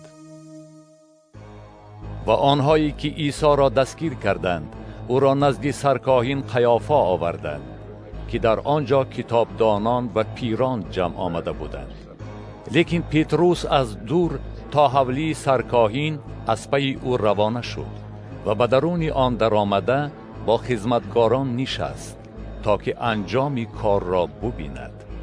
سرکاهنان و تمام شورای پیران در جستجوی شهادتی بر دروغ بر ضد عیسی بودند تا او را به قتل رسانند، لیکن نیافتند، با وجود آن که بسیار شاهدان کاذب آمده بودند هیچ نیافتند. نهایت 2 شاهد کاذب آمده گفتند: او می گفت می توانم معبد خدا را ویران کنم و در ظرف 3 روز آن را از نو بنا کنم. و سرکاهن برخاسته به او گفت: هیچ جواب نمیدهی؟ این چیست که اینها بر ضد تو شهادت میدهند؟ اما عیسی خاموش ماند و سرکاهن به او گفت: تو را به خدای حی قسم میدهم، به ما بگو که آیا تو مسیح پسر خدا هستی؟ عیسی به وی گفت: تو گفتی، اما من به شما میگویم پس از این پسر آدم را خواهید دید که به یمین قدرت نشسته بر ابرهای آسمان می آید. آنگاه سرکاهن جامه خود را درانده گفت: او کفر گفت، دیگر به شاهدان چه حاجت داریم؟ اینک اکنون شما کفر او را شنیدید، چه ملاحظه دارید؟ در جواب گفتند: سزاواری مرگ است. آنگاه به سر و روی او توف کردن گرفتند و او را می زدند. بعضی ها او را تارسکی می زدند و می گفتند ای مسیح، به ما نبوت کن که تو را کی زده است؟ اما پتروس در بیرون در روی حولی نشسته بود و کنیزی نزد وی آمده گفت تو نیز با عیسی جلیلی بودی. لیکن وی در نزد همه انکار کرده گفت نمیدانم که تو چی میگویی. وقتی که از دروازه بیرون می رفت کنیز دیگری وی را دیده با آنهایی که در آنجا بودند گفت این هم با عیسی ناصری بود. وی باری دیگر انکار کرده قسم خورد که آن آدم را نمی شناسد. پس از مدت حاضران نزدیک آمده به پتروس گفتند در حقیقت تو نیز یکی از آنها می باشی، زیرا که لهجه تو به این شهادت می دهد. آنگاه وی به سوگند و قسم خوردن آغاز نموده گفت آن آدم را نمی شناسم. و در حال خروس بانگ زد و پتروس سخن عیسی را به یاد آورد که به وی گفته بود پیش از آن که خروس بانگ زند مرا 3 بار انکار خواهی کرد. و بیرون رفته زار زار گریست. متی باب 27. چون بامداد رسید همه سرکاهنان و پیران قوم درباره عیسی مشورت کردند که او را به قتل رسانند و او را بسته بردند و به حاکم پانتیوس پیلاتوس تسلیم کردند. تسلیم کننده او یهودا چون دید که او را محکوم کردند پشیمان شد و 30 سکه نقره را به سرکاهنان و پیران گردانده داد و گفت من گناه کردم که خون بیگناه را تسلیم کردم. آنها به وی گفتند با ما چی؟ خودت میدانی. و سکه های نقره را وی در معبد پرتافته برآمده رفت و خود را آویخته کشت. لیکن سرکاهنان سکه های نقره را گرفته گفتند این را به گنجینه معبد انداختن جایز نیست، چون که این خونبهاست. و مشورت کرده به این پول کیسدار کلال را برای قبرستان غریبان خریده گرفتند. به این سبب آن کیسدار تا امروز مزرعه خون نامیده می شود. آنگاه کلامی که با زبان ارمیای نبی گفته شده است به عمل آمد. آنها 30 سکه نقره را گرفتند، یعنی بهای آن بها مانده شده که بنی اسرائیل به او تعیین کرده بودند و آن را برای کشتزار کلال دادند، چنان که خداوند به من گفت. اما عیسی در نزد حاکم ایستاده بود و حاکم از او پرسید آیا تو پادشاه یهودیان هستی؟ عیسی به وی گفت تو میگویی. وقتی که سرکاهنان و پیران او را عیبدار می کردند او هیچ جواب نمی داد. آنگاه پیلاتوس به او گفت آیا نمی شنوی چقدر بر ضد تو شهادت می دهند؟ لیکن در جواب وی یک سخن هم نگفت، به طوری که حاکم بسیار در حیرت ماند. حاکم عادت داشت که در هر عید یک بندی را که می خواستند برای مردم آزاد می کرد. در آن وقت در آنجا بندی شهرتناکی بود که باراباس نام داشت. پس وقتی که آنها جمع شدند پیلاتوس به آنها گفت کی را می خواهید که برای شما آزاد کنند؟ باراباس را یا عیسی را که مسیح می نامند؟ زیرا می دانست که او را از روی حسد تسلیم کرده بودند. وقتی که وی بر کرسی داوری نشسته بود زنش کس فرستاده گفت با آن عادل تو را کاری نباشد، چون که امروز در خواب از باعث او زحمت بسیار کشیدم. لیکن سرکاهنان و پیران مردم را برانگیخته بودند که آزادی باراباس و قتل عیسی را طلب کنند. پس حاکم با آنها رو آورده گفت از این دو کدامش را می خواهید که برای شما آزاد کنند؟ آنها گفتند باراباس را. پیلاتوس به آنها گفت پس عیسی را که مسیح مینامند چی کنند؟ همه گفتند او را مصلوب کن. حاکم گفت او چی بدی کرده است؟ لیکن آنها باز هم زیادتر فریاد زدند او را مصلوب کن. پیلاتوس چون دید که هیچ گپ فایده ندارد بلکه آشوب بیشتر می گردد، آب طلبیده دست خود را در نزد مردم شست و گفت من از خون این عادل بری هستم، شما بدانید. تمامی قوم در جواب گفتند خون او بر گردن ما و فرزندان ما باشد. پس باراباس را برای آنها آزاد کرد و عیسی را تازیانه زده برای مصلوب کردن تسلیم کرد.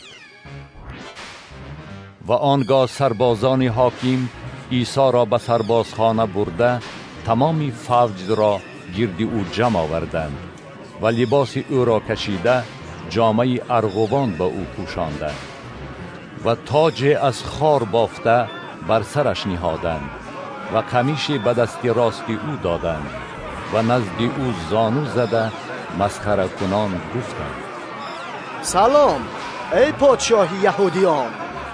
و بر او توف کردند و قمیش را گرفته بر سرش زدند.